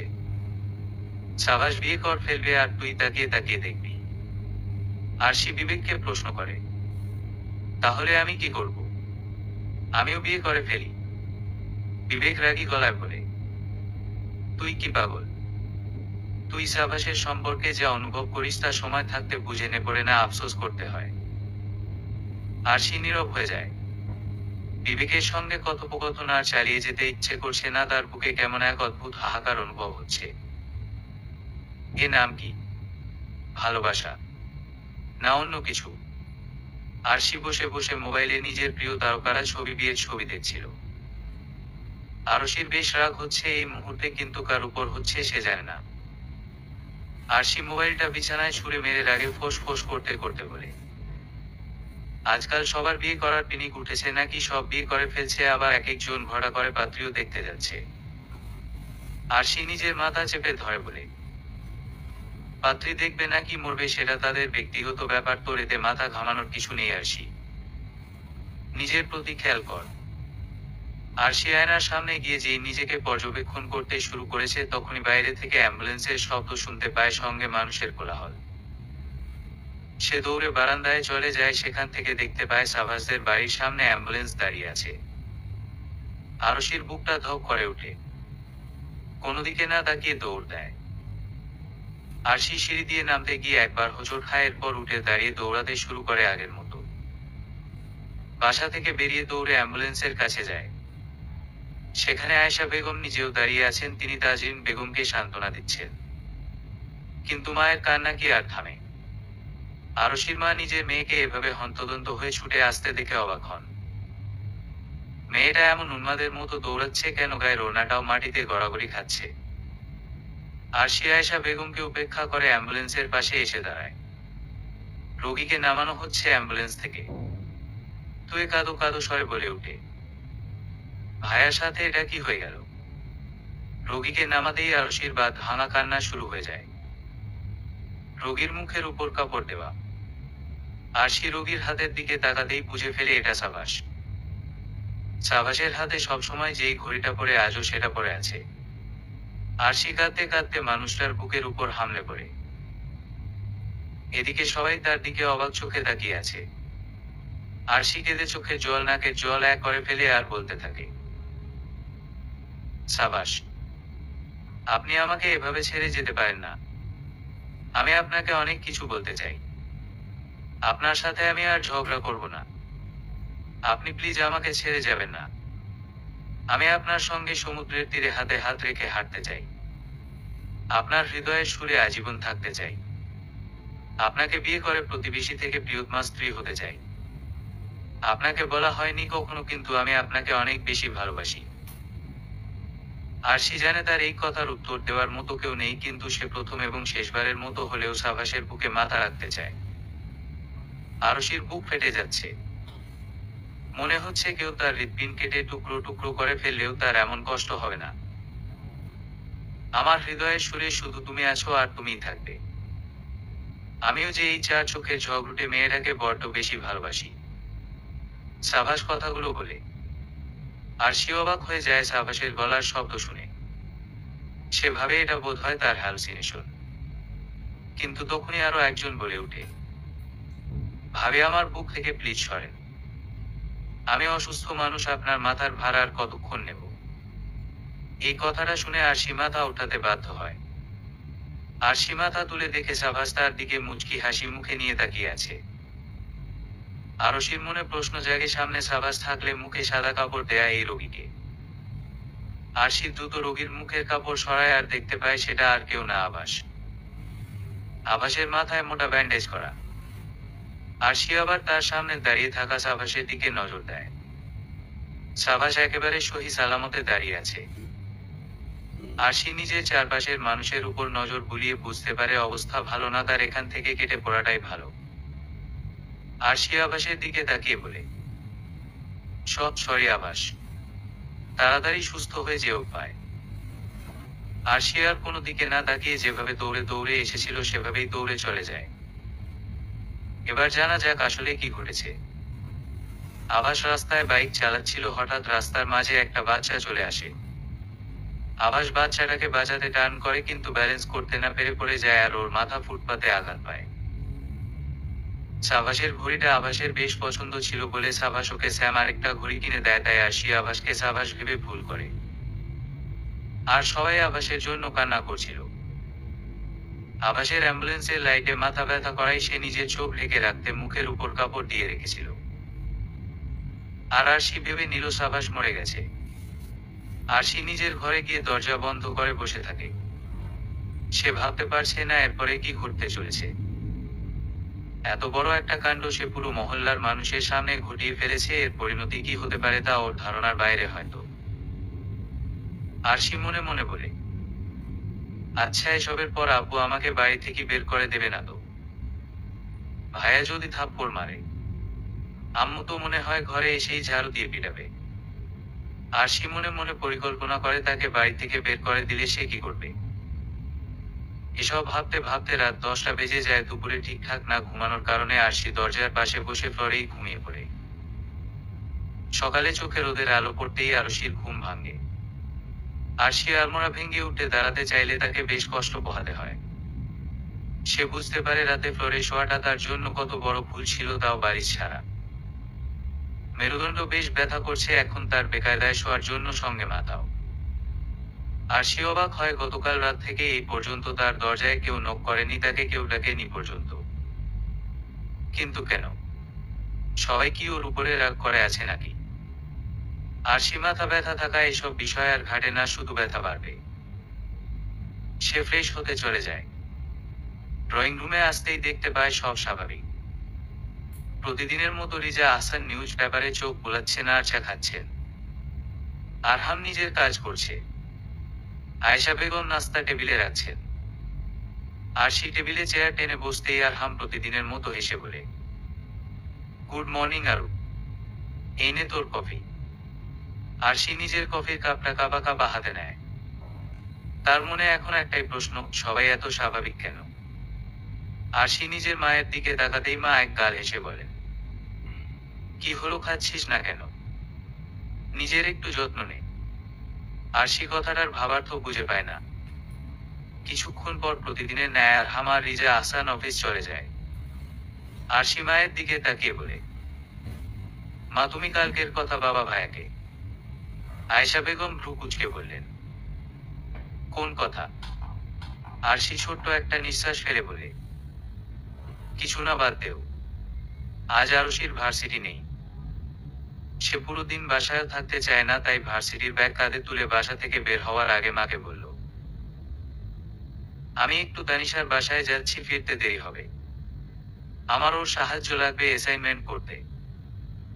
আয়েশা বেগম টিভিতে সিরিয়াল দেখায় মগ্ন, তাই মেয়ের কথায় ছোট করে জবাব দিলেন, ঠিক আছে। আরশি ফুটপাতে হাঁটছিল, সবার আচরণে এত স্বাভাবিক কেন ছিল তাই তার বোধগম্য হচ্ছে না। কেউ একবারও তাকে জিজ্ঞেস করলো না কাল এরকম উন্মাদের মতো কাণ্ড সে কেন করেছিল। এমন সময় একটা মেয়ে ছুটে এসে তার উপর পড়ল। নিজের ভাবনায় ব্যাঘাত ঘটায় আর এত জোরে ধাক্কা দেওয়াতে আরশি বেশ রেগে যায়। আরশি রাগান্বিত স্বরে বলল, হোয়াট দ্য হেল, দেখে চলতে পারেন না? আরশির উপর দ্বিগুণ রাগ দেখিয়ে মেয়েটা নিজের ড্রেস ঝাড়তে ঝাড়তে বলল, ঈশ্বর, আমার দামি জামাটা অন্ধ নাকি, দেখে চলতে পারো না? মেয়েটা আরশির মাথা থেকে পা পর্যন্ত চোখ বুলিয়ে তাচ্ছিল্য করে বলে, ও চোখে দেখো না বলেই তো চোখে চশমা, মিস্টার চোখ। আরশি হেসে বলে, বাসরের মায়ের বড় গলা। আমাকে তুমি ধাক্কা দিয়েছো, তাও এত জোরে যে আমি পড়তে পড়তে বেঁচে গিয়েছি। হিল পরে হাঁটতে পারো না ঠিক মতো, তার উপরে আবার দৌড়ছ। মেয়েটা এবার তেলেবেগুনে জলে উঠে বলল, আমি হাঁটতে পারি না। আমি নিজে তো সাধারণ একটা জুতো পরে হাঁটছো, হিল কি তা কখনো দেখেছো? আরশি মেয়েটার কথার ধরন দেখে অবাক। আরশি মুখে হাসি বজায় রেখেই বলল, আরে মিস, হাই হিল আমার মতো মানুষকে কি আর হিলে মানায়? এসব তো আপনার জন্যই তৈরি। যাই হোক, আবার হাঁটতে গিয়ে কোনো কুকুর বিড়ালের উপর প্লিজ পড়বেন না। আমাদের এখানকার কুকুর বিড়ালগুলো আপনার চেয়ে বেশি ওয়েল, সো টেক কেয়ার পায়। আরশি কথাটা বলে আর দাঁড়ায় না, মিস হাই হিলকে পেছনে ফেলে সামনে এগিয়ে যায়। মেয়েটা আরশিকে একটা বর্ষর গালি দিয়ে আবারও হেলে দুলে দেয়ালে হাত রেখে হাঁটতে শুরু করে। হিল পরে হাঁটা তার জন্য কষ্টের হলেও তাকে এই কাজটা করতে হবে। যত যাই হোক, এটা তার মান সম্মানের ব্যাপার। কিছু বাচ্চা ছেলে মেয়ে মেয়েটাকে দেখে মজা করে বলে, আমার নানিমাও লাঠি ছাড়া এর চেয়ে সুন্দর করে হাঁটতে পারে, হাহা। বাচ্চাটার তালে তাল মিলিয়ে অন্যান্য বাচ্চাগুলোও হাসতে থাকে। মেয়েটা বাচ্চাগুলোকে ধমক দিয়ে বলে, বেয়াদব ছেলে মেয়ে, একটা থাপ্পড় দিব। আরশি তানিশার বাসায় গিয়ে কতক্ষণ কলিং বেল বাজানোর পর তানিশার ছোট ভাই ইয়াসিন এসে দরজা খুলে দিল। ইয়াসিন ক্লাস 10-এ পড়ে আর সে তুয়ের সঙ্গে একই স্কুলে পড়ে। ইয়াসিনের আবার তুয়ের উপর ক্রাশ আছে। ইয়াসিন জানে আরশির তুয়ের সঙ্গে ভালো সম্পর্ক, তাই সে আরশির থেকে তুয়ের পছন্দ অপছন্দগুলো জানতে আরশির সাথে ভাব করার চেষ্টা করে। আরশি বাসার ভেতরে ঢুকে জিজ্ঞেস করলো, তানু কোথায়? সকাল 10টা বাজে, এখনো ঘুমায়। ইয়াসিন হ্যাঁ বোধক মাথা নাড়িয়ে বলে, তুমি বসো আপু, আমি ডেকে আনছি। দরকার নেই, আমি ওকে তুলব। আপা একটা কথা বলি, তোমাকে আজ অনেক সুন্দর লাগছে। আরশি বুঝে যায় ইয়াসিন যে তাকে তেল মারছে, তাই সে ইয়াসিনের গাল টেনে দিয়ে বলে, ও থ্যাংক ইউ। এই বয়সে এত ফ্লার্ট করা ভালো না। আরশি গাল ছেড়ে দিয়ে রাগী গলায় বলল, এখনো স্কুলের গণ্ডি পার করেনি, কিন্তু মনের ভেতরে প্রেমের ফুল ফুটতেই শুরু করেছে। আমি তো এর সম্পর্কে কিছুই বলবো না, কিন্তু আন্টিকে বলে দেবো যাও। ইয়াসিন গাল ফুলিয়ে চলে যায়। আরশি বুঝে পায় না এতটুকু ছেলে মেয়ে প্রেম করার জন্য কেন উতলা হয়ে ওঠে। আরশি আর তানিশা গম্ভীর মুখে বসে আছে। তানিশা বলল, তার মানে এত বছর যে তোর শত্রু ছিল এখন সেই তোর ভালোবাসা। ভাই তুই তো সাবাস ভাইয়াকে দুই চোখে সহ্য করতে পারতি না, তাহলে কেমনে কি? আরশি চোখ গরম করে বলে, আমি জানি না এসব। এখন বল আমার পরিবারের লোকজন এত শান্ত কেন? আফটার অল তুই তো আমার ভাইকে চিনিস, তাই না? সেটাই তো চিন্তার বিষয়। আমার মনে হয় তারা নিজের মেয়ের অদ্ভুত কাণ্ডে এতটাই অবাক হয়েছেন যে কি রিয়েক্ট করবেন তাই ভুলে গেছেন। ধুর, এমন হয় নাকি? আচ্ছা বাদ দেয়, এখন পড়াশোনায় মনোযোগ দেই। আচ্ছা, কালকে সেই ঘটনার পর সাবাস ভাইয়ের সঙ্গে তোর কথা হয়েছে? আরশি দুই দিকে মাথা নাড়িয়ে না করে। তানিশা ঠোঁট উল্টে ভাবে, এদের মতো Tom and Jerry Romeo Juliet কিভাবে হলো? সত্যি আল্লাহর তৈরি পৃথিবীতে সব সম্ভব। সাবা চায়ের দোকানে বসে সন্ধ্যায় বন্ধুদের সঙ্গে আড্ডা দিতে দিতে চা পান করছিল। তখনই এক বন্ধু আরিফ বলে উঠে, ভাই বাসায় গিয়ে অফিসের জামা কাপড় চেঞ্জ করে আয়। অফিস থেকে এসে সোজা যে এখানে এসে বসেছিস আর তো উঠার নাম নেই তোর। সাবাস চায়ের কাপে চুমুক দিয়ে বলল, ভাই বাসায় একটা কুমির এসেছে, গেলেই আমাকে ধরে কুমিরের কান্না করবে, তাই যাচ্ছি না। আমারও ভাল লাগছে না কি এসব ঘামে ভেজা শার্ট প্যান্ট পরে বসে থাকতে। সাবাসের বন্ধুরা জানে সাবাস কাকে কুমির বলছে, তাই তারা আর এই প্রসঙ্গ আগালো না। শুধু জিজ্ঞেস করলো, জানলি কিভাবে ও এসেছে? আবাস মেসেজ দিয়েছিল। হঠাৎ নিলয় সাবাসের কাজ চাপড়ে হেসে বলে উঠল, ভাই দেখ সামনে কে আসছে। সাবাস সামনে তাকিয়ে দেখে আরশি আসছে। সঙ্গে সঙ্গে তার ক্লান্ত পরিশ্রান্ত মুখে ফুটে উঠে এক চিলতে হাসি। আরশি আজ তানিশার সঙ্গে পড়াশোনা শেষে হসপিটালে গিয়েছিল। তানিশার ডাক্তারের কাছে অ্যাপয়েন্টমেন্ট ছিল, কিন্তু তার মায়ের মাইগ্রেনের ব্যথা থাকায় আরশিকেই সাথে করে নিয়ে গেছে। আরশির সেসব মিটিয়ে ফিরতে ফিরতে তাই সন্ধ্যা হয়ে গেছে। এর মধ্যে অবশ্য সেমাকে একবার ফোন করে বলে দিয়েছিল। আরশি হঠাৎ খেয়াল করে তার পিছু নিচ্ছে কেউ। সে ভয়ে ভয়ে তাকাতেই এক ছায়া মানবকে দেখতে পায়। আরশি মোবাইলের ফ্ল্যাশ মেরে স্বস্তির নিঃশ্বাস ফেলে। ফ্ল্যাশের আলোতে সাবাসের হাস্যোজ্জ্বল মুখটা আরশির কাছে মারাত্মক সুন্দর লাগছে। সাবাস আরশির কাছে কয়েক কদম এগিয়ে এসে বলে, ম্যাডাম ভয় পেয়েছিলেন? আপনি আজকাল এত নেগেটিভ চিন্তা কেন করেন হুম? আরশি সামান্য লজ্জা পেলেও তা প্রকাশ করে না। সে বলে, পিছু নিয়েছেন কেন? সাবাস না জানার ভান করে বলল, আমি তো পিছু নেইনি। আমি আমার বাসার রাস্তায় হাঁটছিলাম। তাই না? সাবাস মুচকি হাসে। আরশি নিজের বুকের বা পাশে কম্পন অনুভব করে, ঈশ্বর সেই ছেলেটা এত হাসে কেন? সাবাস প্রশ্ন করে, আরো কাল যা বলেছিলে তা আবারও বলো না। আমাকে জড়িয়ে ধরে। আরশি লজ্জা অন্যদিকে মুখ ঘুরিয়ে নেয়। সাবাসকে দেখে তার আগে এত লজ্জা কখনো লাগেনি, আজ যেন লজ্জাবতী গাছ ওর কাছ থেকে লজ্জা কিভাবে পেতে হয় তা শিখে নেবে। সাবাস মৃদু গলায় বলে, তাহলে আমি কি ধরে নেব তুমি আমাকে না আভাসকে ভালোবাসো, কারণ কাল তো তুমি তাকেই জড়িয়ে ধরেছিলে। আরশি দ্রুত সাবাসের দিকে তাকিয়ে নাকচ করে বলল, না না, আমি ভুল করে ওকে জড়িয়ে ধরেছিলাম। আমি তো।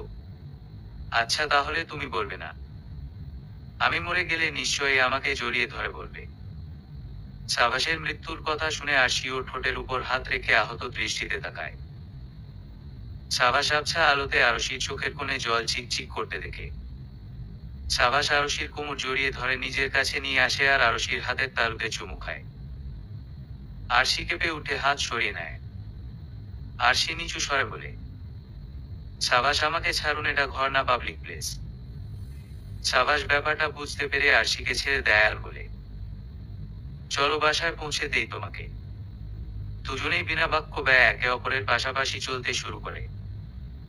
এই চলার পথটা আয়তনে দীর্ঘ হলে কখনো কখনো মন্দ হয় না। এই যেমন আজ এই জুটির মনে একটাই গানের সুর বেজে চলেছে। এই পথ যদি না শেষ হয়, তবে কেমন হতো তুমি বলো তো? সাবাস আরশি নিজেদের বাসার সামনে এসে একে অপরের দিকে কিছুটা তাকিয়ে থাকলো। দুজনেই মৃদু হেসে একসাথে বলল, বাই। দুজনে ব্যাপারটাতে অবাক হয়ে লাজুক হেসে একে অপরের বাড়ির দিকে হাঁটা ধরল। সাবাস প্রেয়সীকে বাড়ির দরজার ভেতরে যাওয়ার আগ পর্যন্ত দেখতে চায়, তাই সে সেখানেই দাঁড়িয়ে রইল। তখনই একজন ওকে দৌড়ে এসে জড়িয়ে ধরল। আরশির মনে আরো একবার সাবাসকে দেখার ইচ্ছা জাগলো, তাই সে পেছনে ফিরে তাকায়, আর তাতেই যেন তার মস্তিষ্কের নিউরনগুলোয় রাগ নামক অনুভূতি এসে ভিড় করে। আরশি রাগে নিজের হাত মুঠো করে ফেলে বলে, মিস হাই হিল সাবাসকে জড়িয়ে ধরেছে। এদিকে সাবাস নিজের উপর থেকে মেয়েটাকে সরিয়ে রাগী গলায় বলে, এসবের মানে কি শিলা? Are you crazy?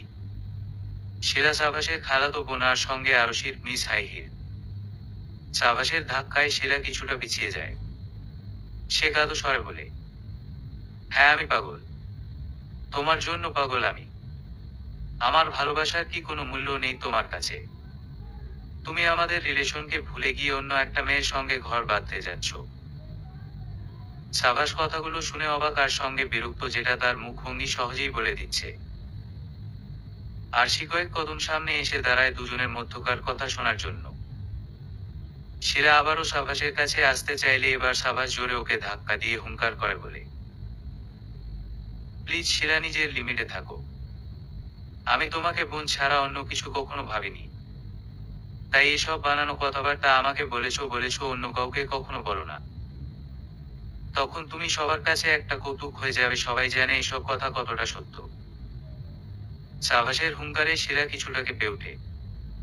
সে ফোপাতে ফোপাতে বলে, কিন্তু সাবাস, আমার মধ্যে কি এমন কমতি আছে? আমার জন্য হাজার ছেলে পাগল, সেখানে আমি তোমাকে চাই। তোমার তো এর জন্য নিজেকে ভাগ্যবান মনে করা উচিত, আর সেখানে তুমি আমাকে ফিরিয়ে দিচ্ছ। এখনো সময় আছে সাবাস, নিজের ভুল সিদ্ধান্তটা শুধরে নেও প্লিজ। সাবাস তাচ্ছিল্যের হাসি দিয়ে বলে, তোমার মধ্যে কি কমতি আছে জিজ্ঞেস করলে না? তুমি আর আমার ভালোবাসা একরকম না। ভালোবাসা কখনো এমন হয় না যেখানে তুমি আমাকে পেয়ে ভাগ্যবান কথাটা থাকবে। সত্যিকার ভালোবাসায় থাকে আমি তোমাকে পেয়ে ভাগ্যবান এমন কথা। সাবাস আর কথা না বাড়িয়ে শিলাকে পাশ কাটিয়ে চলে যায়। আরশি সত্যিই নিজেকে এই মুহূর্তে ভাগ্যবতী মনে হচ্ছে। সে কি আসলেই এতটা পাওয়ার যোগ্য ছিল? হয়তো হ্যাঁ, হয়তো না। কিন্তু সৃষ্টিকর্তা তাকে এতটা দিয়েছে, তাই সে সৃষ্টিকর্তার কাছে আজীবন শুকরিয়া আদায় করবে। আরশিও চলে যায় নিজের বাসভবনে। আয়েশা বেগম মেয়েকে দেখে মেয়ের উদ্দেশ্যে বলেন, এসেছিস? সবার আগে গোসল করে নিবি, এসেই বিছানায় শুয়ে পড়বি না। আরশি বিরক্তি কণ্ঠে বলল, ধুলোর আম্মু, শরীরটা অনেক ক্লান্ত লাগছে। শুধু হাত মুখ ধুলেই তো হয়। রাস্তায়, হসপিটালে কত রোগ জীবাণু থাকে, এসব নিয়ে বিছানায় শুয়ে পড়বি, যা বলেছি তা কর। আরশি গোসল করে বারান্দায় গিয়ে বসে চুল ছেড়ে, এটা ওর রোজকার অভ্যাস। যদিও সাধারণত ও দুপুরে রোদে চুল শুকানোর জন্যই এমনটা করে, কিন্তু ব্যাপারটা অভ্যাসে পরিণত হওয়ায় যখন গোসল করে তখনই বারান্দায় এসে বসে পড়ে। কথায় আছে না, মানুষ অভ্যাসের দাস। আরশি মনে মনে বলে, না, বেশ ভালোই লাগছে গোসল করে। শরীরটাও বেশ হালকা মনে হচ্ছে। থ্যাংক ইউ আম্মু। সাবাস নিজের জানালার উপর বসে আরশিকে দেখছে। সাবাস মোবাইল হাতে নিয়ে আরশির নাম্বারে যায়। নাম্বারটা সেভ করা থাকলেও কোনো কল হিস্টোরি অথবা মেসেজ নেই, কারণ আজ অব্দি আরশির সাথে ওর মোবাইল ফোনে কখনো কথোপকথন হয়নি। সাবাস আজ হুট করে মেসেজ দিলে নিশ্চয়ই আরশি ভীষণ অবাক হয়ে যাবে। সাবাস সিদ্ধান্ত নেয় সে মেসেজ দেবে না, সে একটা ভার্চুয়াল প্রেমপত্র লিখবে। প্রিয় প্রতিবেশী, আশা করি ভালো আছেন। আমি কিন্তু ভালো নেই, আমার অবস্থা খুবই বেগতিক। আপনি ছাড়া আমার বাঁচানোর আর কেউ নেই এই ব্যাধি থেকে। কিন্তু বড্ড দয়া মায়াহীন এই অসহায়কে সাহায্য করতে ছোট্ট কিছু শব্দ প্রয়োজন, যেগুলো আপনার কণ্ঠ থেকে শুনলেই আমার ব্যাধি ঠিক হয়ে যাবে। বুঝতে পারছেন কোন শব্দের কথা আমি বলছি? হ্যাঁ, সেই প্রেমে মাখানো শব্দ যা একজন প্রেমিক তার প্রেমিকার মুখ থেকে শোনার জন্য ব্যাকুল হয়ে থাকে। জানি না আপনি কবে বলবেন, কিন্তু আমি অপেক্ষায় থাকব। হয়তো সেদিন থাকবে পড়ন্ত বিকেল, আকাশের লাল হয়ে যাওয়া সূর্যটা থাকবে সেই সময়টার সাক্ষী। অথবা হয়তো সেদিন হবে পূর্ণিমা, আর আকাশে চাঁদটা হবে যতটা সুবিশাল ততটাই উজ্জ্বল। ইতি, প্রতিবেশী চৌধুরী। আরশি সাবাসের ভার্চুয়াল প্রেমপত্র পড়ে সত্যিই কিছু বলার ভাষা হারিয়ে ফেলেছে। আরশি নিজেও সিদ্ধান্ত নেয় প্রেমপত্র লেখার, কিন্তু শব্দগুলো মাথায় সাজিয়ে রাখা সত্ত্বেও লিখতে গিয়ে মুহূর্তেই সব ওলটপালট হয়ে গেল। স্কুল জীবনে বহু ক্লাসমেটদের আরশি প্রেমপত্র লিখতে দেখেছে। এখন তার আফসোস হচ্ছে, যদি সে ওই সময়টাতে প্রেমপত্র লেখার দক্ষতাটা রপ্ত করে ফেলতে পারত, তাহলে হয়তো আজ সাবাস তার লেখা চিঠি পড়ে মুগ্ধ হয়ে যেত। আরশি মায়ের রুমের সামনে দিয়ে যেতে নিলেই আয়েশা বেগম ডেকে বলেন, এই আরো শোন। কি মা? কাল সাবাসদের বাসায় মিলাদ আছে। আবাসের অ্যাক্সিডেন্ট হয়েছে তো, তাই একটা মিলাদ পড়িয়ে দেবে, আমাদেরও যেতে হবে। আচ্ছা, ভালো কিছু করিস। কেন, আমি কি খারাপ জামা পরি নাকি? আর ভালো পড়তে হবে কেন? আমি এক কাজ করব, আমার ওই সাদা সেলোয়ার কামিজটা আছে না, ওটা পরব। আয়েশা বেগম ধমক দিয়ে বললেন, চুপ বেয়াদব মেয়ে, যেটা বলেছি সেটা করবি। আর সে আর কিছু না বলে বড় বড় কদম ফেলে চলে যায়। সাবাস খাবার টেবিলে খাবার খেতে বসতেই তার খালা তাহমিনা বেগম এসে খাবার বেড়ে দিতে শুরু করেন আর বলেন, খা বাবা খা। তোরা হচ্ছিস জোয়ান পোলাপান, তোরাই যদি ঠিকমতো না খাস তাহলে দেশের উন্নতি কি করে হবে? সাবাস উত্তর দেয় না, নিজের মতো খেতে থাকে। সে জানে সামনের মানুষ উত্তর না দিলেও এই মহিলা নিজের কথোপকথন চালিয়ে যাবে। সাবাসকে খাবার বেড়ে দিতে দিতে বলে, এটা নে, এটা অনেক মজা হয়েছে। এসব তোর জন্য শিলা রান্না করে এনেছে বাসা থেকে। সাবাস জানে এটা একটা চরম মিথ্যা কথা, কারণ শিলা হাতের নখ নষ্ট হয়ে যাবে বলে নিজের খাবারটা পর্যন্ত চামচ দিয়ে খায় সে, কিনা আবার ওর জন্য রান্না করবে। তাহমিনা বেগম এবার বোম ফাটালেন। সে ন্যাকা কান্না করে বলতে শুরু করলেন, বাবা তোর জন্য শিলা সব রান্না শিখে। কি যে বলবো, এতগুলো বিয়ের প্রস্তাব আসছে, সব না করে দিছে তোরে বিয়ে করব বলে, এখন তুই নাকি? বাকিটুকু না বলেই উনি কেঁদে উঠলেন মুখে আঁচল দিয়ে। সাবাস আশেপাশে নিজের মাকে খুঁজে কিন্তু পায় না। নিজের কাকিকে দেখে বলে, ছোট আম্মু আমার খাওয়া হয়ে গেছে, ঘরে যাই আমি। সাবাসের কাকি বুঝতে পারলেন সাবাস নিজের টক্সিক খালার জন্য উঠে চলে যাচ্ছে ঠিকমতো না খেয়ে। তাই উনি তুইকে দিয়ে চুপচাপে কিছু স্নেক্স সাবাসের ঘরে পাঠিয়ে দিলেন। তাজরিন বেগম বাসায় আসতেই নীরু ওনাকে বলেন সব ঘটনা। নীরু প্রশ্ন করে, ভাবে আপনিও কি চান শিলাকে নিজের ছেলে বউ করতে? তাজরিন বেগম কথাটায় ভরকে গিয়ে বললেন, পাগল হয়েছ নাকি? ওই মেয়ে আমার পরিবার 1 মাসেই ধ্বংস করে দেবে। তাছাড়া আমার ছেলের পছন্দই আমার কাছে জরুরি। আমার বোন দেখেই তাহমিনাকে কিছু বলছি না। আর সে আভাসকে দেখতে আভাসের রুমে যায় তো এর সাথে। আভাসের পাশেই শিলার সাথে শিলার বোন মিলা, আরিয়ানা, আরো 2 জন ছেলে বসে আছে। আভাস আরশিকে রুমে ঢুকতে দেখেই হেসে বলে, আরে ভাবি আসো আসো। আরশিকে ভাবি ডাকায় আরশি নিজে যেমন অবাক তেমনই শিলা অবাক। শিলা আরশির পা থেকে মাথা পর্যন্ত সেদিনের মতো চোখ ভোলায় আর মনে মনে বলে, এই 4 চোখকে সাবাস ভালোবাসে। আমি তো ভেবেছিলাম কোনো মহাসুন্দরী হবে, বাট এ তো অর্ডিনারি। আরশি সাবাসের হালচাল জিজ্ঞেস করতে থাকে। সাবাস ঘেমে নিয়ে একাকার। সে খাবারের সাইডে দায়িত্ব পালন করছে। সকাল থেকে তার কিছুই খাওয়া হয়নি, একটা পরোটা ছাড়া আসলে সময় পায়নি। তার উপরেই আগুনের তাপ যেন আরো বেশি অবস্থা খারাপ করে দিচ্ছে ওর। সাবাস গামছা দিয়ে কপালের ঘাম মুছে বাবুর্চির উদ্দেশ্যে বলে, ভাই 1 প্লেট বিরিয়ানি দেন তো। সাবাস তুইকে দেখতে পায় এদিক সেদিকে ছুটে বেড়াচ্ছে।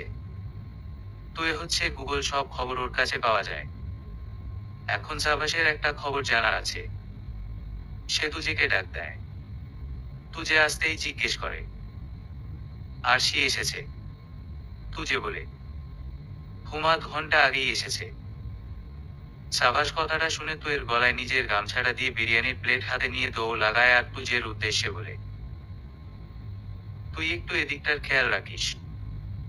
তুজে ভাইয়ের যাওয়ার পানে তাকিয়ে গামছাটা নিজের গলায় ঝুলিয়ে বলে, ও আমাকে পাইছে লাভ, গুরু আমার ভাইয়েরা আমাকে কামলা বানায় রাখছে। তুজে এবার বাবুর্চিদের উদ্দেশ্যে বলল, আমাকে কয়টা আলু বখরা দেন তো। বাবুর্চিরা তাই করলো। তুই চেয়ারে বসে তাদের নেতৃত্ব দিতে শুরু করলো। সাবাস আরশিকে মেসেজ পাঠিয়ে ছাদে চলে যায়। ছাদে আসো তো একটু। আরশির মন সাবাসের মেসেজ পেয়ে নেচে ওঠে। তবুও সে লেখে, কেন? সাবাস লেখে, এমনি একটু আসো। আরশি ছাদে আসতেই নিজের পেছনে থেকে আওয়াজ শুনতে পায়, আমার মতো অসহায়কে দেখা দেওয়ার জন্য ধন্যবাদ। আরশি পেছনে ফিরে দেখে এক ঘামে ভেজা মানব বিরিয়ানির প্লেট হাতে দাঁড়িয়ে। আরশি হেসে বলে, একে আপনার অবস্থা এমন কেন? আগুনের সামনে 4 ঘন্টা দাঁড়িয়ে থেকে দেখো এর চেয়ে ভালো অবস্থা হয় কিনা। আচ্ছা সেসব কথা বাদ, আমাকে খাইয়ে দেও এখন। সাবাস আরশির হাত ধরে ছাদের ছাউনিতে নিয়ে আসে। দুজনে পাশাপাশি একটা চেয়ারে বসে। আরশি শঙ্কিত কণ্ঠে বলে, কেউ আসলে কি ভাববে? সাবাস বলল, যা ভাবার ভাবুক, তুমি না খাওয়ালে আমি খাবো না। আরশির সাবাসের চেহারার দিকে তাকাতেই মায়া হয়। ছেলেটা মুখটা কেমন লাল হয়ে গেছে, কাজের চাপে বোধ হয় সকাল থেকে কিছু খায়নি। আরশি বলে, আচ্ছা ঠিক আছে আসুন খাইয়ে দেই। সাবাসকে আরশি নিজের হাতে খাইয়ে দিচ্ছে আর সাবাস ওর দিকে পলকহীন তাকিয়ে আছে। আরশি বলে, এভাবে তাকিয়ে আছেন কেন? কোনো কারণ নেই। অকারণে তাকিয়ে থাকার মাঝে অদ্ভুত এক প্রশান্তি আছে। এই সব কিছু দেখে একজনের মন খুব উড়ছে। আজ আরশির জায়গায় সেও হতে পারত, কিন্তু বিধাতা তাকে সেই সুযোগ দেয়নি। সাবাস তুমি আমাকে বিয়ে না করলে আমি এখান থেকে ঝাঁপ দেব। আমার মৃত্যুর জন্য তুমি দায়ী হবে। ছাদের কার্নিশে দাঁড়িয়ে শিলা কথাগুলো বলছে আর নিচে দাঁড়িয়ে সবাই সে ঘটনা দেখছে। সকলে এতক্ষণ মোনাজাত ধরে আল্লাহর কাছে আবাসের জন্য দোয়া করছিল। হুজুর মোনাজাত শেষ করতেই শিলার এমন কথায় সকলের নজর ছাদের উপর চলে গেল। শিলার এই কাণ্ডে উপস্থিত সকলেই চরম অবাক। তাহমিনা মেয়ের এমন কাণ্ডে কি বলবেন ভেবে পাচ্ছেন না। তার মেয়ে কি সত্যি আত্মহত্যা করার চিন্তা ভাবনা করছে? উনি চিৎকার করে রাগান্বিত কণ্ঠে বললেন, এসব কি করছিস তুই? পড়ে যাবি তো, সর ওখান থেকে। শিলা মাথা দুই দিকে নাড়িয়ে বলল, না মা, আমি তোমাদের কোনো কথা শুনবো না। আমার কথা যদি সবাই না শোনো তাহলে আজ এখানে আমার মরণ হবে। তুই মনে মনে বলল, জানা মরে, দুনিয়া থেকে একটা পাপের বোঝা কমবে। তোর সব জারি জুড়ি আমি জানি, দুনিয়ার সব ছেলের মাথা খেয়ে এখন আমার ভাইয়ের জীবন খেতে এসেছে। শিলা সবাই সরে যেতে বলছে, কিন্তু ও কারো কথাই বুঝতে চাইছে না। শিলা হঠাৎ পেছনে থেকে কারো পদধ্বনি শুনতে পেয়ে পেছনে ঘুরে তাকায় আর দেখে আরশি এসেছে। আরশি শিলার উদ্দেশ্যে অনুরোধ করে বলে, শিলা প্লিজ জায়গাটা থেকে সরে আসো, তুমি পড়ে যাবে। শিলা রাগী স্বরে বলে, নাটক করতে এসেছো তুমি এখানে? হ্যাঁ, আমার ভালোবাসাকে আমার থেকে কেড়ে নিয়ে এখানে নাটক হচ্ছে। আমি মরে গেলে তো তোমারই ভালো, তুমি খুশি হবে আমি জানি। যাও এখান থেকে। আরশি শিলার দিকে এক পা করে এগিয়ে যেতে থাকে আর বলে, শিলা তুমি এত সুন্দরী, সাবাস কেন? সাবাসের চেয়ে ভালো ছেলে তোমার জন্য অপেক্ষা করছে। আর তুমি এই পৃথিবীতে থাকলেও সাবাস আমাকেই ভালোবাসবে, না থাকলেও। তাহলে কেন তুমি এমন একজনের জন্য জীবন দিতে চাইছো যাকে তোমার অনুপস্থিতি কষ্ট দেয়? তোমার জায়গায় আমি হলে কখনোই এমন করতাম না। প্লিজ তুমি আমার কথাগুলো বোঝার চেষ্টা করো। আর জোর করে কি ভালোবাসা হয়? হয়তো আজ তোমার জেদের কাছে সবাই হার মেনে নিয়ে তোমার আর সাবাসের বিয়ে দিয়ে দিবে, কিন্তু ভবিষ্যতে যখন সাবাসের মনে অন্য কোনো নারী থাকবে স্ত্রী হিসেবে, তুমি কি তা মেনে নিতে পারবে? কখনোই পারবে না।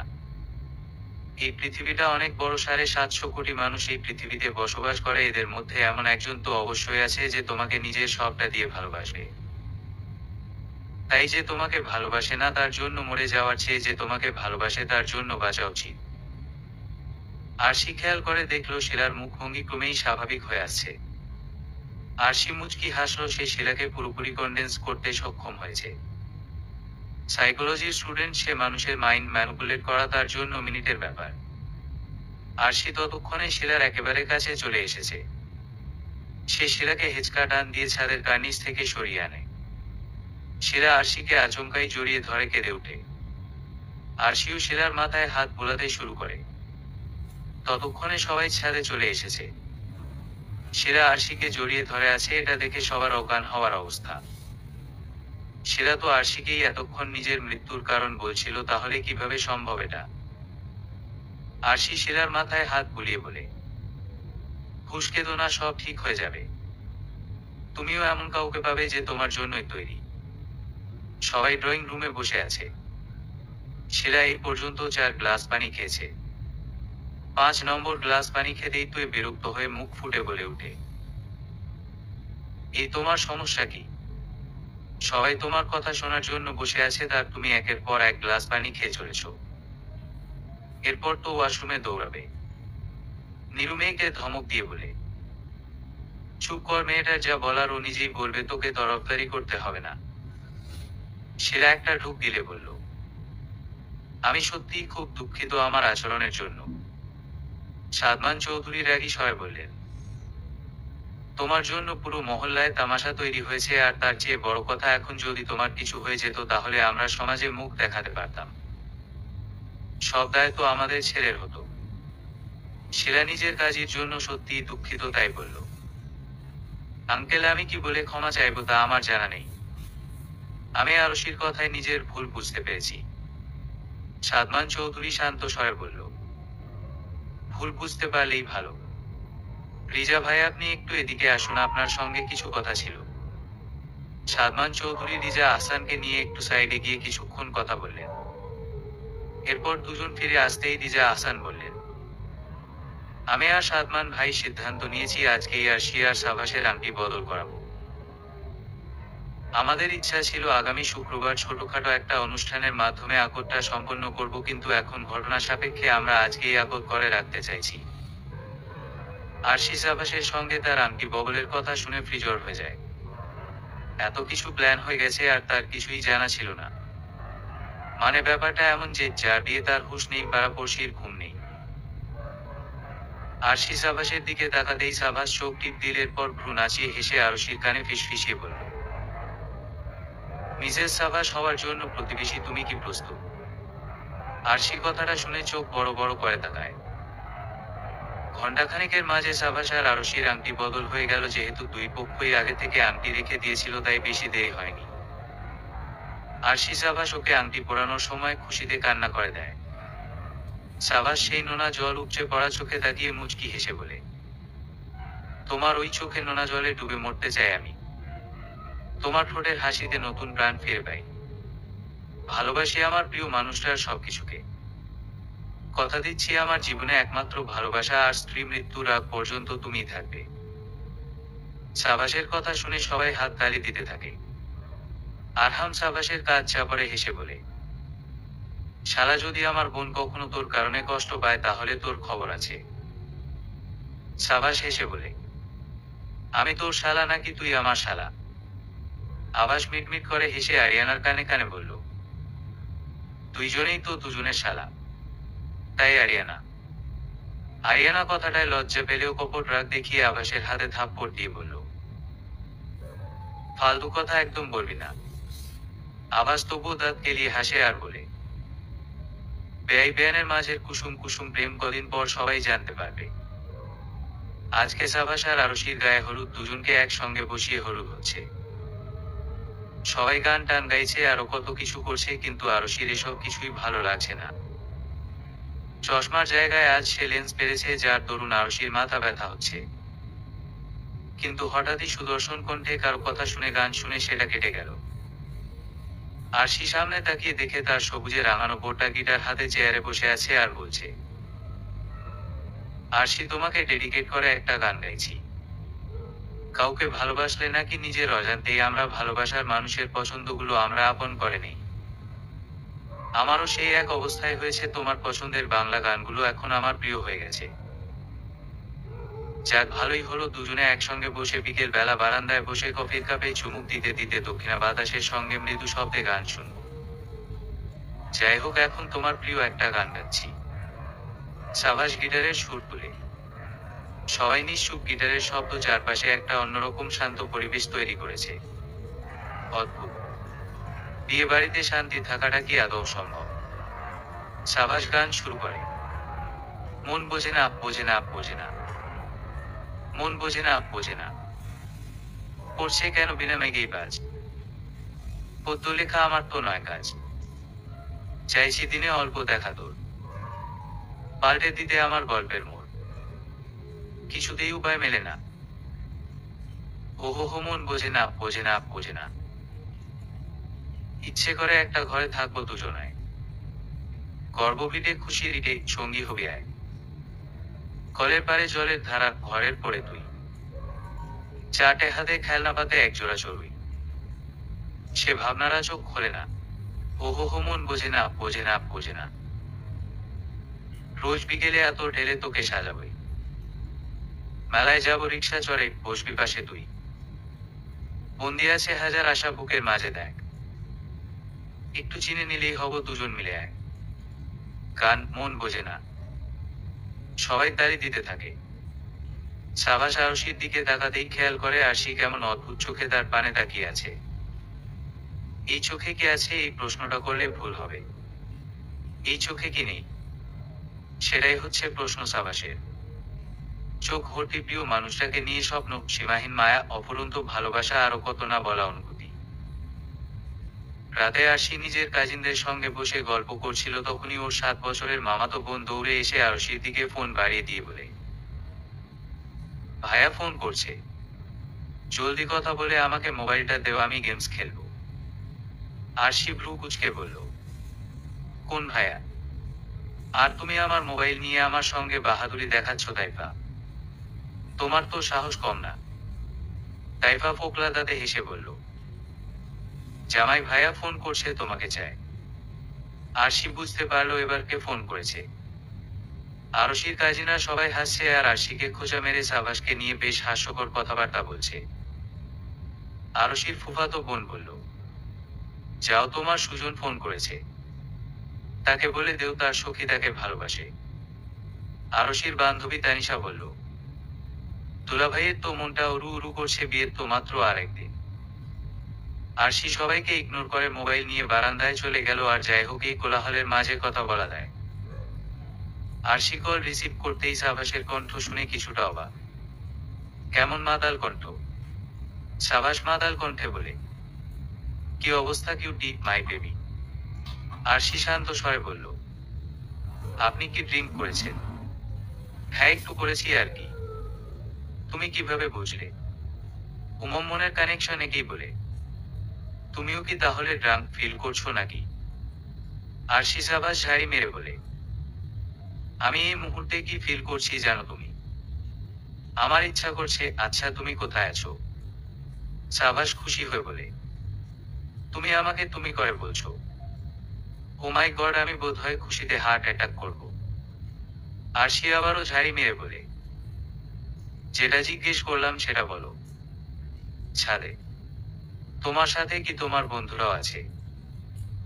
সাবাস পেছনে ফিরে তাকিয়ে দেখে ওর সব বন্ধুরা বসে বিয়ার গিলছে আর পোকার খেলছে, তাও চকলেট দিয়ে। সাবাস সবার উদ্দেশ্যে বলে, এই তোরা থাক, আমি যাচ্ছি। সাবাস আরশিদের ছাদে লাফিয়ে চলে যায়, আবার ফোনে কথা বলতে শুরু করে। হ্যাঁ, আমি তোমাদের ছাদে আছি, এখানে কেউ নেই, কবুতর ছাড়া চলে এসো। আরশি কথাটা শুনে আর এক মুহূর্তের জন্য দাঁড়ায় না নিজের জায়গায়। দৌড়ে ছাদে গিয়ে দেখে সাবাস দোলনায় ঝুলছে। আরশি সাবাসের সামনে গিয়ে কোমরে হাত দিয়ে দাঁড়িয়ে দাঁতে দাঁত চেপে বলে, আমাকে টেনশনে ফেলে এখানে বসে দোলনায় দোল খাওয়া হচ্ছে। সাবাস মাথা তুলে তাকিয়ে বোকার মতো হেসে বলে, আরে কিউটি, আমি তোমাকে কখন টেনশনে ফেললাম? আরশি দীর্ঘশ্বাস ফেলে ভাবে, এই মাতালকে কিছু বলে কোনো লাভ নেই। আরশি পাশে বসে রাগান্বিত কণ্ঠে বলল, ইউ আর এক্সট্রিমলি ড্রাঙ্ক। এই অবস্থায় যে আপনি ওই ছাদ থেকে এই ছাদে লাফিয়ে এসেছেন, কাজটা কি ঠিক ছিল? আপনি পড়েও যেতে পারতেন। সাবাস খিলখিলিয়ে হেসে উঠে বলে, তাহলে আমি পটল তুলতাম আর তুমি বিয়ের আগেই বিধবা হতে।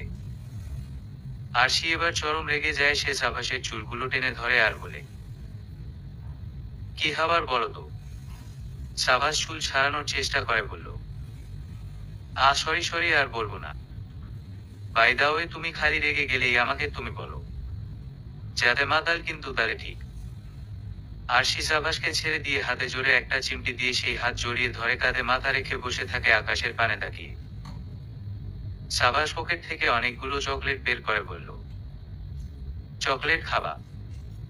আরশি ওর হাত থেকে নিতে গেলে সাবাস হাত সরিয়ে নিয়ে বলে, দেব না, আগে ভালোবাসি বলো। না বললে কি হবে? আমি শিলাকে বিয়ে করে নেব। আরশির কথাটায় বেশ অভিমান হয়, সে অন্য পাশ ফিরে বসে পড়ে মুখ ফুলিয়ে। সাবাস প্রেয়সীর রাগ ভাঙাতে পেছনে থেকে তাকে জড়িয়ে ধরে তার গলায় মুখ গুজে দিয়ে বলে, সরি, ভালোবাসি। সাবাসের চোখ জোড়া খুশিতে উচ্ছ্বসিত হয়ে ওঠে। দুজনেই আকাশের সেই উজ্জ্বল এবং বিশাল চাঁদটাকে দেখতে থাকে। এই চাঁদ তাদের সুন্দর মুহূর্তটার সাক্ষী। নীরবতা ভেঙে সাবাস নিজের কৌতূহলী হৃদয়ে থাকা এতদিনের প্রশ্নটা করে ওঠে, তুমি আমাকে কি শুধুই ঘুড়ি ছিঁড়ে ফেলার অপরাধেই কখনো ভাইয়া ডাকোনি কখনো? কেন, আপনি কি চাইতেন আপনাকে আরশি ভাইয়া বলে ডাকুক? একদম না। প্রথম প্রথম মনে হতো মেয়েটা আমাকে একদিন না একদিন নিশ্চিত নিজের শুভাকাঙ্ক্ষী ভেবে ভাইয়া ডাকবে। কিন্তু যখন তার মধ্যে নিজের ভবিষ্যৎ জীবনসঙ্গিনীকে খুঁজে পেলাম, তখন থেকে সেই ইচ্ছাকে আর কখনো মনের মাঝে উদয় হতে দেইনি। বরং সবসময় ভয়ে ভয়ে থাকতাম কবে না জানি মেয়েটা আমাকে ভাইয়া ডাকতে শুরু করে। আরশি সাবাসের কথায় হাসে, এরপর বলে, কি জানি আমার কেন জানি আপনাকে ভাইয়া ডাকার কখনো ইচ্ছাই হয়নি। সবসময় মনে হতো এই বেটা তো আমার শত্রু, একে ভাইয়া ডাকলে আমাদের শত্রুতাকে অপমান করা হবে। সাবাস আর কিছু বলে না। আরশি একটু সরে গিয়ে সাবাসের বুকের বা পাশে কান পেতে বলে, আপনার হৃদয়ের স্পন্দন এত দ্রুত হচ্ছে কেন? সাবাস মুচকি হেসে বলে, এটা হৃদয়ের স্পন্দন নয়, এটা আমার হৃদয়ের সুর, যা শুধু তোমার সান্নিধ্যে আসলেই তৈরি হয়। খেয়াল করে দেখো, আমার হৃদয়ের সুরে শুধু তুমি আছো। আরশি খেয়াল করে সেই সুর শুনতে থাকে। একটা প্রশান্তি আছে এই সুরের মাঝে। আরশি আবেশে চোখ বন্ধ করে বলে, কি সুন্দর! তোমার হৃদয়ের সুরে আমি, আর আমার হৃদয়ের সুরে তুমি। হুম। সাবাস সাগরের পাড়ে দাঁড়িয়ে আছে। এখন আর সে 30 বছর আগে সেই যুবক সাবাস নেই, তার চুলে বাঁক ধরেছে, গায়ে চামড়ায় পড়েছে ভাঁজ। পরন্ত বিকেলের সূর্যাস্ত সমুদ্রের পাড়ে দাঁড়িয়ে দেখাটা এখন তার নিত্যদিনের কাজ। কক্সবাজারে সাবাস একটা বাড়ি বানিয়েছিল নিজের জীবনের সকল কাজ যখন শেষ হয়ে যাবে, তখন আরশিকে সাথে নিয়ে এখানেই জীবনের বাকিটা সময় কাটাবে। ছেলে মেয়ে মর বিয়ে হয়ে গেছে, তারা সেটেল। আরশিও নিজের সাইকিয়াট্রিস্ট পেশা থেকে অবসর নিয়েছে। আর কোনো কাজ বাকি নেই ওর। এখন জীবনের শেষ মুহূর্তগুলো যতটা সম্ভব খুশির সঙ্গে কাটাতে চায় সে। শীতে সাবাস কিছুটা কেঁপে উঠে, তখনই এক জোড়া হাত তার গায়ে একটা চাদর জড়িয়ে দেয়। সাবাস ধীরে মাথা ঘুরিয়ে দেখে তার বউ আরশি দাঁড়িয়ে। সে রাগী কণ্ঠে বলল, এভাবে যে এখানে এসে দাঁড়িয়ে আছো, চাদর ছাড়া ঠান্ডা লাগলে কি হবে শুনি? সাবাস মৃদু হেসে বলে, তুমি আদর যত্ন করবে, এরপর আবার সুস্থ হয়ে তোমাকে জ্বালাবো। আরশি আর তর্ক না করে সাবাসের হাত ধরে টেনে নিয়ে যাওয়ার চেষ্টা করে বলে, চলো ঘরে যাই। সাবাস আরশিকে থামিয়ে দিয়ে বলে, আজ কি বলো তো? আরশি মাথা নাড়িয়ে বুঝায় তার মনে পড়ছে না।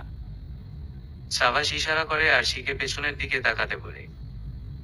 সে তাকিয়ে দেখতে পায় কে খাদে তাদের মেয়ে সানা আর ছেলে আরুষ আসছে। তারা দুজন মা বাবাকে উদ্দেশ্যে করে বলে, হ্যাপি ওয়েডিং অ্যানিভার্সারি আম্মু আব্বু। আরশি সাবাসের দিকে তাকিয়ে বলে, তোমার মনে ছিল? প্রতিবেশী থেকে প্রিয়তমা হয়ে ওঠা মানুষটার সঙ্গে কাটানো 30টা বছর আজ পূরণ হয়েছে, এটা কি সত্যি ভুলে যাওয়া যায়? সাবাস আরশি ছেলে মেয়েদের নিয়ে কেক কাটলো বিচের মধ্যেই। সাবাস নিজের পরিবারকে জড়িয়ে ধরে আকাশ পানে তাকালো আর আল্লাহকে মনে মনে বলল, ধন্যবাদ আল্লাহ আমার জীবনটাকে এত সুন্দর করার জন্য। তোমার শুকরিয়া যত আদায় করি ততই বোধ হয় কম হয়ে যাবে। আরশি স্বামী সন্তানের দিকে তাকিয়ে মনে মনে বলল, জীবনের আসল সৌন্দর্য আমি তোমার ভালোবাসার মাধ্যমেই বুঝতে পেরেছি সাবাস। তোমাকে অসংখ্য ধন্যবাদ আল্লাহ সাভাসকে আমার জীবনে পাঠানোর জন্য। সমাপ্ত।